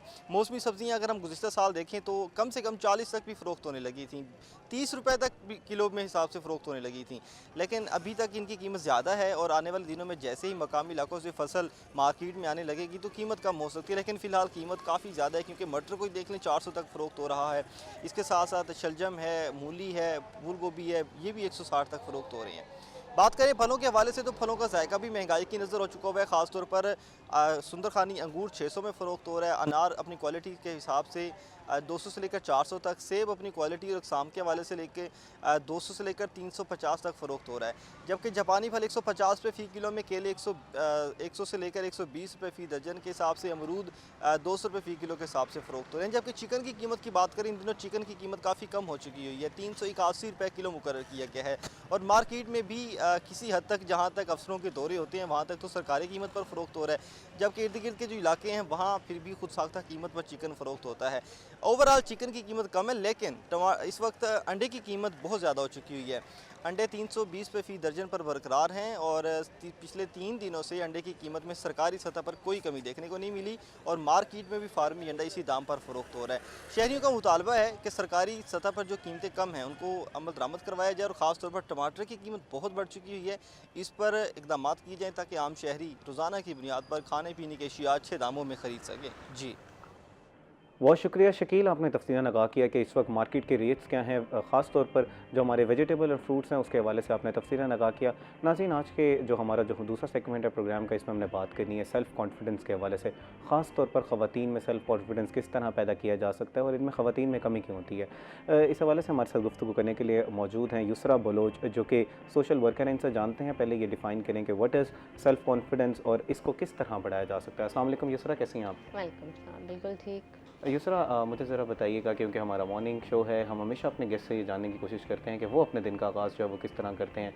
क्या कोई एक पेक्यूलियर सी उनकी कोई रूटीन है, या बिल्कुल भाग दौड़ होती है, सुबह के टाइम पर जल्दी जल्दी ऑफिस पहुंचने की जल्दी होती है? एग्जैक्टली क्योंकि जो वर्किंग वुमेन्स होती हैं या कोई भी जो काम करते हैं ऑफिस में, तो उनको जल्दी सी तो होती ही है, लेकिन कुछ लोग अपने ऑब्वियसली प्रेयर के साथ स्टार्ट लेते हैं, कुछ लोग योगा करते हैं, तो डिफरेंट सबकी रूटीन होती हैं। कुछ अपने पॉजिटिव चीज़ों पर गौर करते हैं, वो जो एक कहते हैं कि मी टाइम, थोड़ा सा वो मी टाइम, लेकिन वो बहुत डिफ़िकल्ट होता है मैनेज करना, क्योंकि एक वर्किंग वुमेन के लिए तो बहुत ही ज़्यादा मुश्किल है।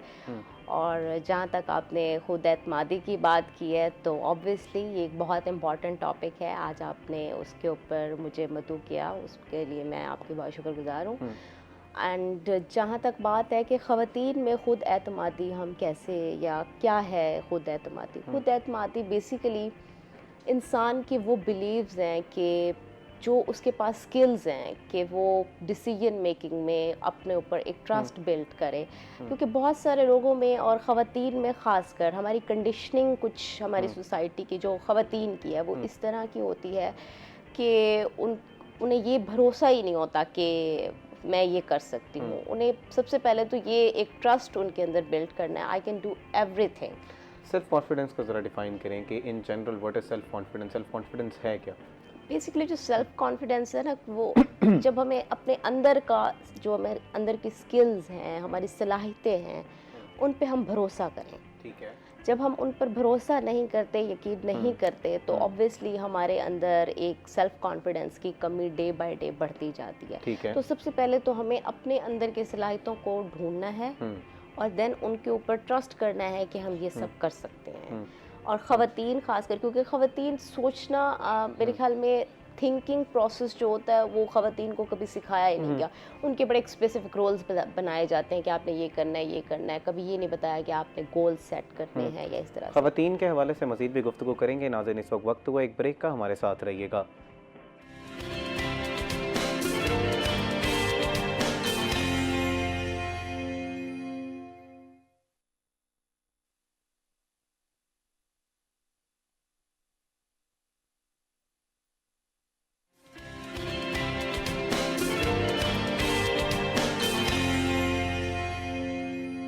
वेलकम बैक नाजरीन। ब्रेक से पहले हम गुफ्तगू कर रहे थे सेल्फ़ कॉन्फिडेंस के ऊपर के ख़ास तौर पर ख़वातीन में सेल्फ़ कॉन्फिडेंस की कमी क्यों होती है और सेल्फ़ कॉन्फिडेंस किस तरह पैदा किया जा सकता है ख़वातीन में।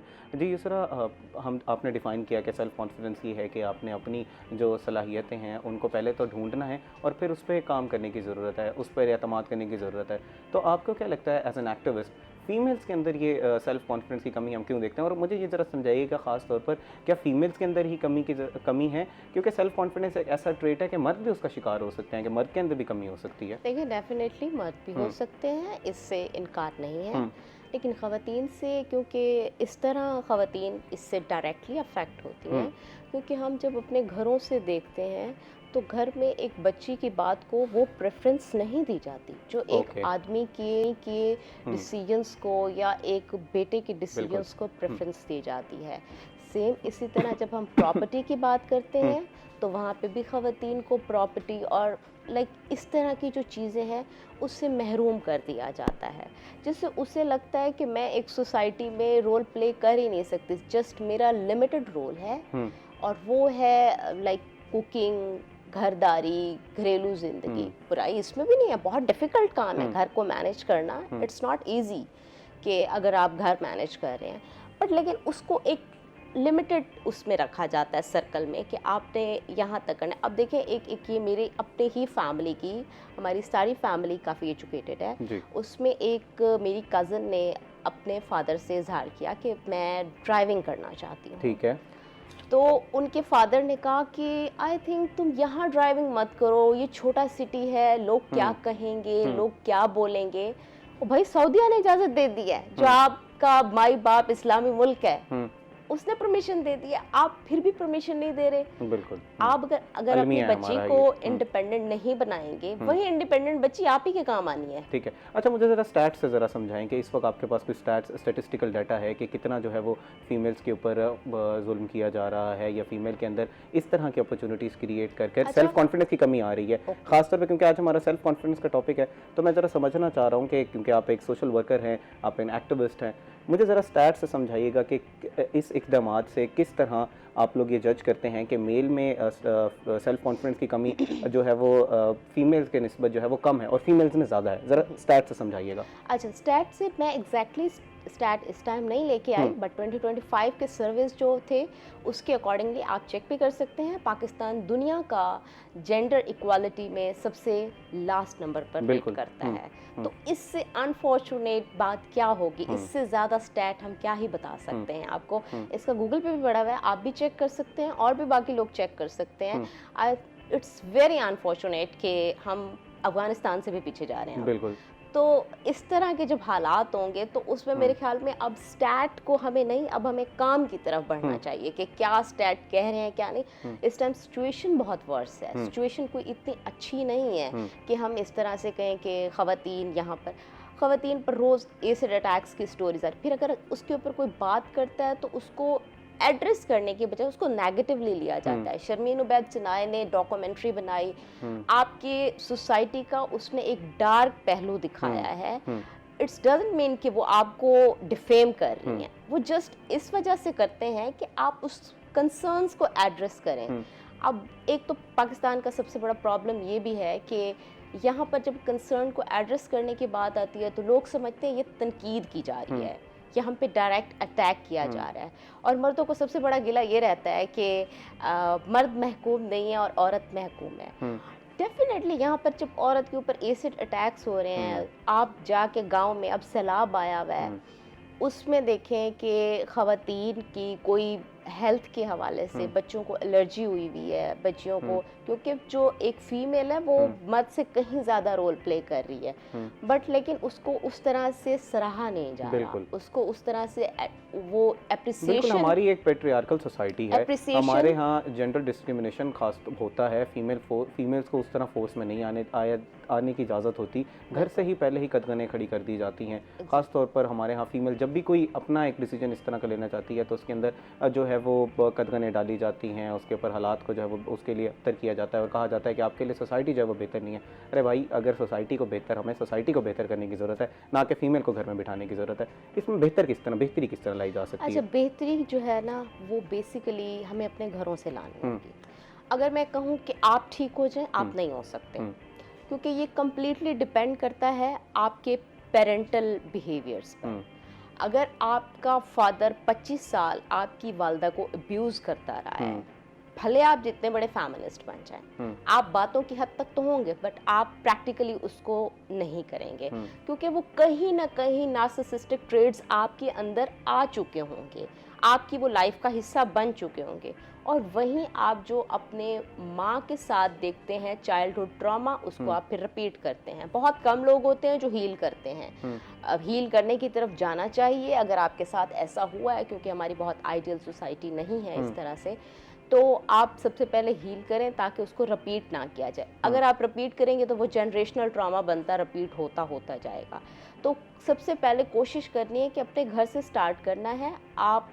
हमारे वालिदैन हमें इस चीज़ में सपोर्ट करें, ट्राई करें अपने बच्चों के सामने झगड़ा या कुछ इस तरह बात, या एक किस्म के जो बहुत ही सो कॉल्ड से जोक ख़वातीन के ऊपर डाले जाते हैं कि ये तो कुकिंग नहीं कर सकती, ये अच्छे ड्राइवर नहीं बन सकती। अब देखें, ड्राइवर क्या कहा जाता है कि ख़ातून एक अच्छी ड्राइवर नहीं है, एक्सीडेंट्स करती हैं ये, जबकि ऐसे नहीं है, ख़वातीन ड्राइव कर रही हैं। लेकिन हाँ, मैं इस चीज़ से ज़रूर वो करती हूँ, एग्री करती हूँ, क्योंकि कंडीशनिंग हमारी कुछ इस तरह की है। जब बच्चा छोटा होता है तो लड़के को कहा जाता है जाओ बेटा ब्रेड लेके आओ, वो बच्चा साइकिल चला के, उस बच्चे को माँ बाप ने साइकिल भी दी हुई होती है, वो बच्चा साइकिल पे चला जाता है ब्रेड लेने के लिए, फिर उसे कहा जाता है बेटा फ़लाँ चीज़ लेके आओ, वो भी लेके आ जाता है। तो उसके अंदर बचपन से एक रोड सेंस बिल्ट हो चुकी होती है। तो फीमेल को क्योंकि हमारे यहाँ ये नहीं दिया जाता कि आप बाहर जाएं या आएं, या उसको सिखाया नहीं जाता। हाँ, कंपैरेटिवली मर्दों की निस्बत उनके अंदर रोड सेंस थोड़ी सी कम होती है, वो उसकी भी एक रीज़न है। अगर हम उन्हें भी बचपन से भेजें तो वो भी वैसे ही सब कुछ कर सकती हैं। ठीक है। तो इस मेन जो वाइटल रोल होता है वो सबसे पहले आपकी अपने फैमिली का, आपके केयर गिवर का आपके ऊपर होता है। जब आपका केयर गिवर आपके साथ इक्वली ट्रीट करेगा देन आप आगे। ऐसा ये टॉपिक ना ज़रा किसी और तरफ डिविएट हो रहा है, हम लोग इस पर बहुत ज़्यादा डिबेट कर सकते हैं, हम लोग इसके ऊपर बहुत ज़्यादा बात कर सकते हैं, रोल्स के ऊपर बात कर सकते हैं कि हमारे यहाँ बात की जाती है कि फ़ीमेल्स के स्पेसिफिक रोल्स हैं, मेल के कुछ स्पेसिफिक रोल्स हैं, कुछ नेचुरली अल्लाह ताला ने बनाए हुए हैं। उसका एक काउंटर आर्ग्यूमेंट आपकी इन आर्ग्यूमेंट्स का आता है जो कि मैं सवाल आपसे कर सकता हूँ, लेकिन हम चाहेंगे कि हम सेल्फ़ कॉन्फिडेंस पे रहें। आपने बात की कि फ़ीमेल्स के अंदर सेल्फ़ कॉन्फिडेंस जो है वो कम होता है, इसको किस तरह बेहतर किया जा सकता है? क्या तालीम इसमें जो है वो की किरदार अदा कर सकती है, या आपकी जो पेरेंट्स की जिस तरह की जो आपकी तरबियत है उसको बेहतर किया जा सकता है? अच्छा देखिए, इसमें जो आपने एजुकेशन की बात की है, डेफिनेटली एजुकेशन वाइटल रोल तो प्ले करता है, क्योंकि आपका जो सेंस है शऊर बनाने में एजुकेशन का एक वाइटल रोल है, जिसमें आप अपने ओपिनियन को बिल्ड करते हैं, देन आप अपने डिसीजंस पर भरोसा करने लगते हैं, और डिसीजन मेकर आप तभी बन सकते हैं जब डेफिनेटली आपके अंदर एक शऊर आ जाता है। और इस पर मज़ीद भी गुफ्तगू करेंगे, बहुत सारा हासिल गुफ्तगू हो रही है। नाज़रीन, इस वक्त हुआ एक ब्रेक का, हमारे साथ रहिएगा।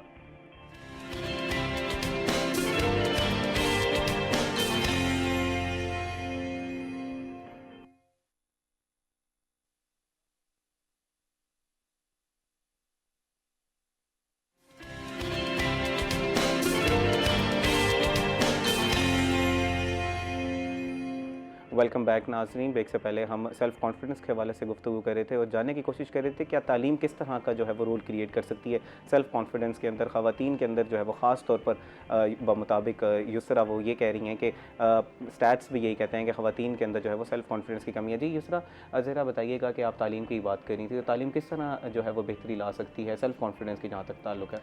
अच्छा, तालीम मैंने पहले भी इस चीज़ का ज़िक्र किया है ब्रेक से पहले कि डिसीजन मेकिंग में आपका वाइटल रोल प्ले करती है जब आप में अवेयरनेस आ जाती है। अच्छा, फिर तालीम का भी बड़ा यहाँ पे एक पाकिस्तान के बड़े डीप रूटेड मसाइल हैं। तो तालीम 90% बच्चे तो अपने शौक़ से ही नहीं पिक करते, बच्चिए उनके ऊपर वालदैन के अधूरे शौक़ जो होते हैं वो इम्पोज कर दिए जाते हैं कि अगर कोई फादर कहता है कि मैं CSP ऑफिसर नहीं बना तो मेरी बेटी CSP ऑफिसर बने। हमारी डायरेक्शन ही क्लियर नहीं है, डायरेक्शंस में ही हमारे प्रॉब्लम्स आ जाते हैं कि अगर वालदैन पेरेंट्स डॉक्टर हैं तो बच्चा मैंडेटरी है कि वो डॉक्टर बनेगा। अब वो एक्टर बनना चाहता है या वो डांसर बनना चाहता है या कुछ। युसरा, इस पर गुफ्तगू करेंगे। नाज़रीन, इस वक्त हमारे साथ रज़ा मलिक साहब हैं जो कि बहावलपुर रोही के ब्यूरो चीफ़ हैं। उनसे गुफ्तगू करेंगे कि इस वक्त बहावलपुर में वेदर की क्या सूरत हाल है और ख़ास तौर पर जानने की कोशिश करेंगे कि स्मोक के हवाले से क्या बहावलपुर में कोई कैंपेन स्टार्ट कर दी गई और क्या इक़दाम उठाए जा रहे हैं। जी रज़ा साहब, ज़रा तफसीलन पहले वेदर के बारे में आगाह कीजिएगा, उसके बाद हम स्मोक पर गुफ्तगू करेंगे। आप बताएं, आपका क्या हाल है? आप ठीक हैं, खैरियत से हैं? जी अल्हम्दुलिल्लाह, आप कैसे हैं? मैं बिल्कुल फाइन जी, अल्हम्दुलिल्लाह। देखें, बिल्कुल वेदर जो है वो साफ ज़ाहिर है, जब हालिया एक बारिश का सिलसिला शुरू हुआ था तो उसके बाद से मौसम जो है उसमें सुबह शाम के औकात में जो है वो खुनकी महसूस होना शुरू हो गई थी, और वो सिलसिला जो है वो अभी तक बरकरार है। जो कम से कम दर्जा हरारत है वो 19, 20 और 21 डिग्री सेंटीग्रेड के दरमियान ही घूमे जा रहा है, जबकि ज़्यादा से ज़्यादा दर्जा हरारत भी 32, 33 और 34 डिग्री सेंटीग्रेड के दरमियान रह रहा है। लेकिन जैसे एक सिलसिला अक्टूबर जो है वो वक्त अक्टूबर का सिलसिला पहुंचते हैं वहाँ, तो वहाँ से एक स्मोक का सिलसिला जो है वो शुरू हो जाता है, जो इंतहाई मुज़िल सेहत फजा बन जाती है, जिससे इंसानी सेहत पर जो है वो बड़े बुरे असर जो है वो मुरतब होते हैं। और इस वक्त भी जो है अगर रोजाना की बुनियाद पर जो एयर क्वालिटी इंडेक्स है बहादुर का, उसको अगर उसका जायजा लिया जाए तो मुसलसल आलूदा फजा का जो एक सिलसिला है वो चला आ रहा है। और ऐसे में जो है आज भी जो एयर क्वालिटी इंडेक्स की अगर बात करें, फजाई कसाफत की बात करें तो 160 पॉइंट्स पर है। और ऐसे में जो एडवाइजरी जारी की जाती है तो ऐसे में बच्चों और बुजुर्गों को जो बिलखसूस आउटडोर सरगर्मियां जो है वो फौरी तौर पर तर्क करना जो है उनके लिए एडवाइज किया जाता है। जबकि अब जो मौजूदा सूरत हाल चल रही है फजाई कसाफत की, तो उसमें जो है वो मोटरसाइकिल सवार और बाहर जो लोग वॉक करने के लिए या बाहर किसी काम से निकलते हैं तो उनके लिए मास्क करने की एडवाइजरी जो है वो जारी की गई है। हुकूमत पंजाब जो है स्मोक के खात्मे के हवाले से खसूसी इक़दाम जारी है, सड़कों पर छिड़काव किया जा रहा है, गाड़ियां मौजूद है, लेकिन इस हवाले से एक जामिया मनसूबाबंदी की और जामिया प्लानिंग की जरूरत होगी, जिसके लिए एक बड़ी सतह के जो है वो रज़ा साहब, मैं यही आपसे जानना चाह रहा था कि हर साल स्मोक की सूरत हाल बहुत ख़राब होती है, ख़ासतौर पर मुल्तान और बहावलपुर की। इस वक्त भी हमारे अपर पंजाब के कुछ सिटीज़ हैं, लाहौर जो है वो AQI में बड़ा वर्स्ट परफॉर्म कर रहा है। लाहौर की जहाँ तक हम बात करें तो वहाँ पर जो है वो स्मोक गन्स का कुछ इफ्तिताह कर दिया गया है कि वहाँ पर इस वक्त काम करेंगी। मुल्तान और बहावलपुर के हवाले से ज़रा बताइएगा कि इस वक्त कोई जामे प्लान तरतीब दिया गया है कि डिस्ट्रिक्ट एडमिनिस्ट्रेशन स्मोक को किस तरह कंट्रोल करेगी? कोई फाइन्स किए जाएंगे, कोई कूड़ा करकट जलाने पर कुछ इस तरह कुछ जो है वो प्यूनिटिव मेजर्स लिए जाएंगे? जी देखें, बिल्कुल इस हवाले से जो है वो खसूसी तौर पर हिदायत जो है वो पहले ही जारी की जा चुकी हैं, और खसूसी गाड़ियां जो है वो पंजाब हुकूमत की तरफ से मुल्तान और बहावलपुर में फ्राहम की गई हैं। तो शाम के औकात में जो है वो फजा में स्प्रे करते हुए नजर आती हैं। पानी के स्प्रिंकल जो है सड़कों को धोया गया है। धुआं छोड़ने वाली गाड़ियों के खिलाफ जो है वो खसूसी तौर पर जो है वो मुहिम चलाई गई है। इसके साथ साथ मुख्तलिफ जो है वो मामला पर भरपूर किस्म की तवज्जो दी जा रही है। तमाम बट्ठा जहाज जो है उनको जिगजैग टेक्नोलॉजी पर जो है वो मुंतकिल किया गया है। जो नहीं है उनको चलान करके बंद कर दिया गया है। इस हवाले से जो एनवायरमेंट डिपार्टमेंट है वो उसकी तरफ से भी जो है वो मॉनिटरिंग की जा रही है। हुकूमत पंजाब की तरफ से उन्हें भी खसूसी वसाइल जो है वो मुहैया किए गए हैं। गाड़ियां फ्राहम की गई हैं, मॉनिटरिंग के लिए मोटरसाइकिल फ्राहम किए गए हैं। तो यकीनी तौर पर उसका जो इम्पैक्ट जो है वो नजर आएगा। लेकिन आप ये देखिए कि जो मौसमियाती तब्दीलियां हैं उनमें पाकिस्तान का जो किरदार है वो तो कहीं 0.00001% भी शायद ना हो दीगर ममालिक के हिसाब से। तो हम जो दूसरों का किया धरा है वो भुगत रहे हैं, क्योंकि फजा पे किसी का कंट्रोल नहीं है। तो ये जो आलूदगी है ये हमारी पैदा करता नहीं है, ये हमारे हमसायों में जो हमारा बड़ा बादशाह मुल्क है उनकी तरफ से जो आलूदगी जो है उसकी एक लहर लाहौर और इसी तरीके से मुतासर करती हुई बहावलपुर और मुल्तान की तरफ जनूबी की तरफ बढ़ती है। तो उसकी वजह से जो है वो माहौल इंतहाई आलूदा हुआ है और तमाम सूरत हाल जो है वो हर गुजरते दिन के साथ खराब होती जा रही है। ये एक ऐसा फेज है जिसके हवाले से मुतअद्दिद मरतबा बैन अल-अक़वामी सतह पर भी जो है इसके हवाले से आवाज उठाई गई है। लेकिन यकीनी तौर पर इसके लिए बेपनाह फंड्स दरकार हैं। जहाँ तक हमारे पैरामीटर्स का, पाकिस्तान के पैरामीटर्स का और बिल्कुल पंजाब के पैरामीटर्स का, तो वो तमाम पैरामीटर्स जो है वो हासिल किए गए हैं और उसके मुताबिक जो है भरपूर तरीके से। अच्छा रजा साहब, मुझे ज़रा बताइएगा, आप बता रहे थे कि कुछ जुर्माने भी किए जा रहे हैं, गाड़ियों को भी बंद किया जा रहा है और भट्टों को भी सील किया जा रहा है। काफ़ी जो है वो प्रोएक्टिवली स्मोक का मुकाबला करने की इस वक्त डिस्ट्रिक्ट एडमिनिस्ट्रेशन की तैयारियां भरपूर हैं। मुझे ज़रा बताइएगा आवाम का इसके हवाले से क्या रद्द अमल है? क्या आवाम को जो गाइडलाइंस दी जा रही हैं वो उसको फॉलो कर रहे हैं या इसमें अभी कुछ कमी दिखाई देती है, अवेयरनेस कैंपेन्स की कुछ कमी दिखाई दे रही है? देखिए, हम एक ऐसे खित्ते में मौजूद हैं जहाँ हमारे इम्यूनिटी सिस्टम जो है वो खासे बेहतर है। अगर आपको याद हो कि कोरोना के दौर में भी हम सबसे कम मुतासर होने वाली कौम थे और अभी भी जो हमारे इम्यूनिटी सिस्टम है वो ट्यून हुए हैं इसी फिजा की, इसी माहौल के मुताबिक। तो यकीनी तौर पे जो है हमारे रोजमर्रा के जो मामूलात हैं उसमें हमें तमाम तर काम जो है वो सर अंजाम देने होते हैं। लेकिन अब जो हुकूमत पंजाब की तरफ से भी एक एडवाइजरी जारी की गई है कि जो मोटरसाइकिल सवार है वो अगर मोटरसाइकिल पर होंगे तो इस दौरान जो है वो मास्क का इस्तेमाल करेंगे। वो मोटरसाइकिल सवार पहले ही जो है वो हमें हेलमेट का इस्तेमाल करते हुए नजर आते हैं, जो कुदरती तौर पे एक मास्क की हैसियत से भी काम कर रहा होता है। तो यकीनी तौर पे इस एडवाइजरी को जारी कर दी गई है पंजाब हुकूमत की तरफ से। इस पर भी अमल दरामद जो है यकीनी तौर पर होता हुआ नजर आएगा। आप ये देखिए ना कि जैसे स्मोक का सिलसिला जो है वो शुरू होता है तो लोगों में सांस लेने की तकलीफ और उसके साथ जो एक वायरल डिजीज है जैसे फ्लू है, जुकाम है, चेस्ट कंडीशन है, तो ये सिलसिला जो है ये शुरू हो जाता है। तो यकीनी तौर पर इस हवाले से हर फर्द जो है आप इस सूरत हाल से आगे और बिल्कुल बुजुर्गों और बच्चों को बचाने के लिए बहुत शुक्रिया रजा मलिक साहब, आपने तफसीलन आगाह किया कि इस वक्त बहावलपुर में और मुल्तान में स्मोक के हवाले से डिस्ट्रिक्ट एडमिनिस्ट्रेशन जो है वो किस तरह के इकदाम उठा रही है। नाज़रीन, आवाम को भी जो दी जाती हैं उस पर अमल करने की ज़रूरत है। हमें सिर्फ इस चीज़ पे कि हमारा इम्यून सिस्टम थोड़ा सा बेहतर है इस पर नहीं रहना चाहिए, हमें इस पर रहना चाहिए कि हमने आवाम ने भी उन गाइडलाइंस को फॉलो करना है। रजा मलिक साहब जिस तरह बता रहे थे कि कुछ गाइडलाइंस दी गई हैं। अब हम अपने टॉपिक की तरफ वापस चलते हैं जो हम खुद एतमादी के हवाले से बात कर रहे थे। जी युसरा, आप बता रही थी कि काफ़ी ग्राउंड पर काम करने की ज़रूरत है। हमारे यहाँ जो है वो इनग्रेन्ड कुछ मसाइल एम्बेडेड हो चुके हैं, कुछ सोचें जो हैं वो उन सोचों को किस तरह तब्दील किया जा सकता है? देखिए, सोचें बदलने के लिए सबसे पहले तो जो हमारा घर है वो सोच बदले। अगर बच्ची ड्राइविंग की परमिशन दे रही है, कोई रीज़नेबल डिमांड है तो उसको एक्सेप्ट कर लेना चाहिए, इस बजाय इसके कि ये सोचने के लिए कि लोग क्या कहेंगे। अगर आपकी बच्ची एक ऐसे प्रोफेशन में जाना चाहती है जो उसका चाइल्डहुड ड्रीम था तो आप उसको मत रोकें। अगर आपकी बच्ची डॉक्टर नहीं बनना चाहती, सीएसपी बनना चाहती है तो आप उसको सीएसपी ऑफिसर बनाएं। ज़रूरी नहीं है कि आपके वालिदैन अगर डॉक्टर बने हैं तो आपने डॉक्टर बनना है, अगर आपके वालिदैन सीएसपी ऑफिसर बने हैं तो आपको। जब आप इस तरह के जो फैसले हैं बच्चों के ऊपर इम्पोज करते हैं तो बच्चे ऑब्वियसली वो रोल प्ले नहीं करते। लाइक किसी का पैशन क्रिकेट है तो उस बच्चे ने क्रिकेट खेलनी है तो आप उसको उसी फील्ड में भेजें, बजाय इसके कि आप उसको डॉक्टर बनाएं। ये तो डॉक्टरी के नोबल प्रोफेशन के साथ भी बहुत बड़ी ज़्यादती होगी कि जिसका शौक ही नहीं था, जो आना ही नहीं चाहता था, वो उसमें क्या काम करेगा या क्या काम करेगी, क्या उसके अंदर खुद एतमादी होगी कि मैंने अपना प्रोफेशन लग्जरी ये वाली दी ही नहीं जाती बच्चों को मोस्टली। कोई बहुत कम होते हैं जिनके पास ये होती है कि भाई मैं ये चूज़ करना चाहती हूँ। सबसे पहले तो पेरेंट्स को ये खौफ होता है कि लोग क्या कहेंगे, हमारी बच्ची ये काम कर रही है, लोग क्या कहेंगे। अब मैं मीडिया स्टडीज़ की स्टूडेंट रही हूँ, तो वहाँ पे बहुत सारे बच्चे मेरे सेशन में आके बच्चियाँ छोड़ के चली गई थी कि पेरेंट्स ने परमिशन दी, पहले दी, एडमिशन लिया, देन उन्होंने छोड़ दिया। एंड मेरी रूममेट जो थी वो नर्सिंग में जाना चाहती थी, नर्सिंग का एडमिशन हुआ, वो वहाँ पे सारे डॉक्यूमेंट्स की उसकी एवेल्यूएशन भी हो गई, सब कुछ हो गया। एंड टाइम पे फादर ने मना कर दिया, नो नो ये तो आदमियों वाला प्रोफेशन है, नर्सिंग एक आदमियों वाला प्रोफेशन है, क्योंकि वहाँ पे आदमी होते हैं तो आप डील नहीं कर पाओगी, ये इस तरह करोगी तो रिश्ता नहीं होगा।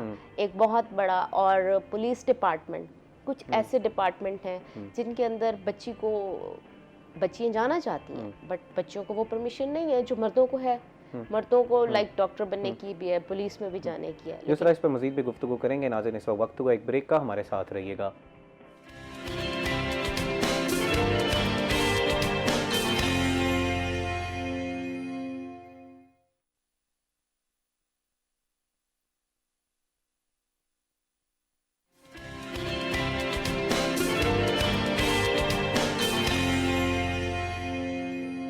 वेलकम बैक नाज़रीन। ब्रेक से पहले हम गुफ्तगू कर रहे थे कि ख़ुद एतमादी किस तरह पैदा की जा सकती है, एक फ़ीमेल के अंदर जो है वो इसकी कमी है, उसकी वजह क्या है, और जानने की कोशिश कर रहे थे कि इसको बेहतर किस तरह किया जा सकता है। नाज़रीन, सोशल मीडिया का दौर है, हम पूरा दिन अपने मोबाइल्स पे रील्स को स्क्रॉल करते रहते हैं। जिस तरह से जानने की कोशिश करते हैं कि क्या उसका भी कोई इम्पैक्ट होता है हमारे ऊपर, हमारे सेल्फ़ बिलीव के ऊपर, सेल्फ़ कॉन्फिडेंस के ऊपर। जी, जिस तरह सोशल मीडिया का क्या किरदार है, सोशल मीडिया कोई पॉजिटिव इम्पैक्ट क्रिएट कर रहा है या ज़्यादातर नेगेटिव इम्पैक्ट क्रिएट कर रहा है? देखिए, social media basically story sharing platform है। उसके ऊपर ऑब्वियसली लोग अपनी अच्छी स्टोरीज़ को पोस्ट करते हैं, उसको हम पॉजिटिवली लें। किसी ने अगर किसी चीज़ में सक्सेस ली है तो आप भी उससे लर्न करें और आगे बढ़ें। ये तो एक पॉइंट हो सकता है कि आप उससे खुद एतमादी की तरफ आपका सेल्फ कॉन्फिडेंस जो है वो इंक्रीज़ होता है सोशल मीडिया को देख के। देखिए ना, आप मेरी बात सुने, अगर किसी आपके कोई कज़न है, कोई फ्रेंड है, या किसी ने कोई टेस्ट पास कर लिया है, या किसी ने कोई अवार्ड विन किया है, अगर वो शेयर करते हैं तो मेरे ख्याल में अब हमें एक ये बिल्ड कर लेना चाहिए कि आप किसी की सक्सेस पर खुश होना सीखें। जब आप खुश होते हैं तो आप लर्न करते हैं, उनसे पूछते हैं कि आपने कैसे किया है, हमें भी बताएं, ये हमें अच्छा लग रहा है। हाँ, अगर आप अपना कंपैरिजन करने लग जाएंगे कि ओह अच्छा ये तो यहाँ है, मैं यहाँ हूँ, देन वो आपके कॉन्फिडेंस को तो उसका बेड़ा गर्क ही होगा, उससे कुछ बेहतर तो नहीं हो सकता। ऑब्वियसली कोई इंसान जो है वो 1 मिनट की वीडियो में या 2 मिनट की वीडियो में कोई शिट तो पोस्ट नहीं करेगा ना। डेफिनेटली वो अपनी अच्छी पिक्चर ही दिखाएगा। अब अच्छी पिक्चर जितने भी दिखा ले, उसकी लाइफ में भी चैलेंजेस, प्रॉब्लम्स, एक तो हमें ये समझ लेना चाहिए कि कोई अपनी अच्छी पिक्चर्स दिखा रहा है तो उसकी लाइफ में चैलेंजेस हम लोग सोचते हैं ही नहीं। स्मूथ चल रही है बड़ी उनकी लाइफ, किसी की लाइफ स्मूथ नहीं होती। सबसे पहले हमें ये अपने आप को समझाना होगा। हाँ, और हमारे जो सोशल मीडिया प्लेटफॉर्म्स हैं वो इस तरह के प्लेटफॉर्म बन चुके हैं कि स्पॉन्सर्स उस पर बहुत ज़्यादा होते हैं। हम लोग को ये रियलाइज़ करने की ज़रूरत है कि वो जो लाइफ पोर्ट्रे की जा रही है उस पर स्पॉन्सर्स हैं, और दूसरा 30 सेकंड की रील्स है, और बेस्ट जो उनका एक डे का जो एक पार्ट था उन्होंने वो अपलोड किया है। पूरी ज़िंदगी में उनके भी मसाइल हैं, आपके भी मसाइल हैं, अपनी ज़िंदगी को कंपैरिजन से निकलने की ज़रूरत है। एग्जैक्टली, हम लोग जो होते हैं कंपैरिजन की तरफ चले जाते हैं कि अगर हमारी फ्रेंड है, वो अच्छा इसने ये कर लिया तो हम तो अभी कुछ भी नहीं कर रहे, अगर इसने इस होटल में खाना खा लिया तो हमने तो अभी एक्सप्लोर ही नहीं किया। अब कंपैरिजन करना, हाँ, खुश होना सीखें। अगर कोई गया है या किसी ने कुछ लर्न किया है या कुछ अचीव किया है तो वो आप उससे पूछें। काफ़ी सारे हमारे फ्रेंड्स होते हैं वो स्कॉलरशिप पे बाहर जाते हैं, एंड मैंने देखा है बहुत सारे लोग खुश हो रहे होते हैं और उनको अप्रिशिएट कर रहे होते हैं और उनसे पूछ रहे होते हैं कि हम कैसे अप्लाई कर सकते हैं। तो ये तो हम उसको प्रोडक्टिव वे में यूज़ भी कर सकते हैं और इससे हमारा सेल्फ कॉन्फिडेंस बढ़ भी सकता है। अगर हम कंपैरिजन की तरफ अपना मवाजना, ब्यूटी का मवाजना, बॉडी शेमिंग, इस तरह के और लोगों के डिफरेंट कमेंट्स वो आपकी ऑब्वियसली कॉन्फिडेंस को लो करते हैं। कोई इस क्योंकि एक सोशल मीडिया एक ऐसा प्लेटफॉर्म है, उसको सेंसर या कुछ इस तरह से तो नहीं किया जा सकता। गोल बनाने की अपनी ज़रूरत है, आपने हाँ, अपना उस गोल पे बनाना फिर है, आप उसको देखना है कि आपने अचीव करें या नहीं करें, बजाय इसके कि आप ये देखते रहें कि मेरा दोस्त या मेरे बहन भाई है, हाँ, वो क्या कर रहे हैं। और दूसरा ये कि फिर उसके ऊपर डेफिनेटली तनकीद का भी सामना करना पड़ता है। अगर आप एक चीज़ पोस्ट कर रहे हैं या देख रहे हैं तो आप तनकीद के लिए भी रेडी रहें, क्योंकि हमारे माशरे में तनकीद बराए तनकीद ज़्यादा है, तनकीद बराए इस्लाह कम है, जिसकी वजह से वो नेगेटिविटी ज़्यादा बढ़ जाती है। अगर आपने कुछ पोस्ट किया है या देखा है या आप सोशल मीडिया यूज़र हैं तो आपको ये मेंटली तौर पर आपको प्रिपेयर होना चाहिए कि आपको गालियाँ भी पड़ेंगी, आपको लोग बुरा भला भी कहेंगे। उसके लिए आपका दिल और दिमाग बड़ा खुला होना चाहिए। उसके लिए आप घबराएं नहीं, उसको फेस करें।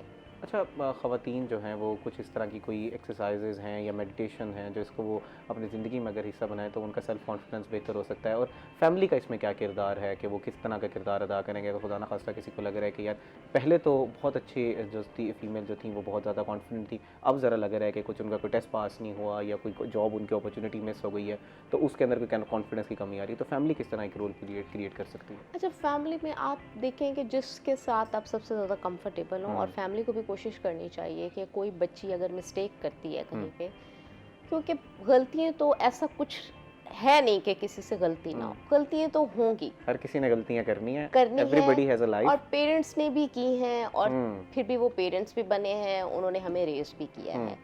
तो उनकी गलतियों को भी डांटने की बजाय उनको आप अच्छे मशवरे दें, अच्छी उनकी कोई इस्लाह करें कि कोई बात नहीं है, आप दोबारा कर सकते हो, हमें कुछ इस तरह के बिहेवियर्स में, क्योंकि जो पेरेंट्स होते हैं वो भी बहुत जल्दी नाउमीद हो जाते हैं। अगर बच्चा नहीं करता, ओ तुमने तो पढ़ाई की ही नहीं होगी।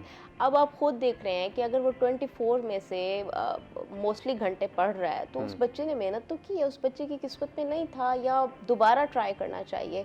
तो पेरेंट्स को भी बड़ा फिल फोर्ड से रिजल्ट्स चाहिए होते हैं किसी भी चीज़ की, किसी भी अगर हम उसमें चले जाएं, शादी हुई है बच्ची की तो ओ अच्छा अभी तक तुम हनीमून पे नहीं गई, तुम फलानी जगह नहीं गई, तो वो आप किसी की मैरिटल लाइफ में घुस रहे हैं। और डेफिनेटली वो जो नई बच्ची जिसने इतने बड़े चैलेंजेस को आगे जाके देखना है, एक लड़के के साथ अपनी ज़िंदगी को बिल्ड करना है, तो वो तो उसका सेल्फ कॉन्फिडेंस तो ससुराल में लो ही होना है, अपने हस्बैंड के सामने भी लो होना है। तो इस तरह के जो रवैये हैं ना, वो सबसे पहले हमें अपने एटीट्यूड्स को बदलना है, कि ताकि ख़वातीन के सेल्फ कॉन्फिडेंस में एक रोल, और जो ख़ासकर जो मियाँ हज़रात हैं उनको भी मेरे ख्याल में सब्र का मुज़ाहरा करना चाहिए। अगर कोई ख़ातून घरेलू है, खाना बना रही है या कुछ इस तरह से, खाने पे मोस्टली तनकीद आती है, ये अच्छा नहीं है, नमक कम है, मिर्च कम है, तुम्हें खाना बनाना ही नहीं आता, उसको आता है, मैं बना के दिखाता हूँ।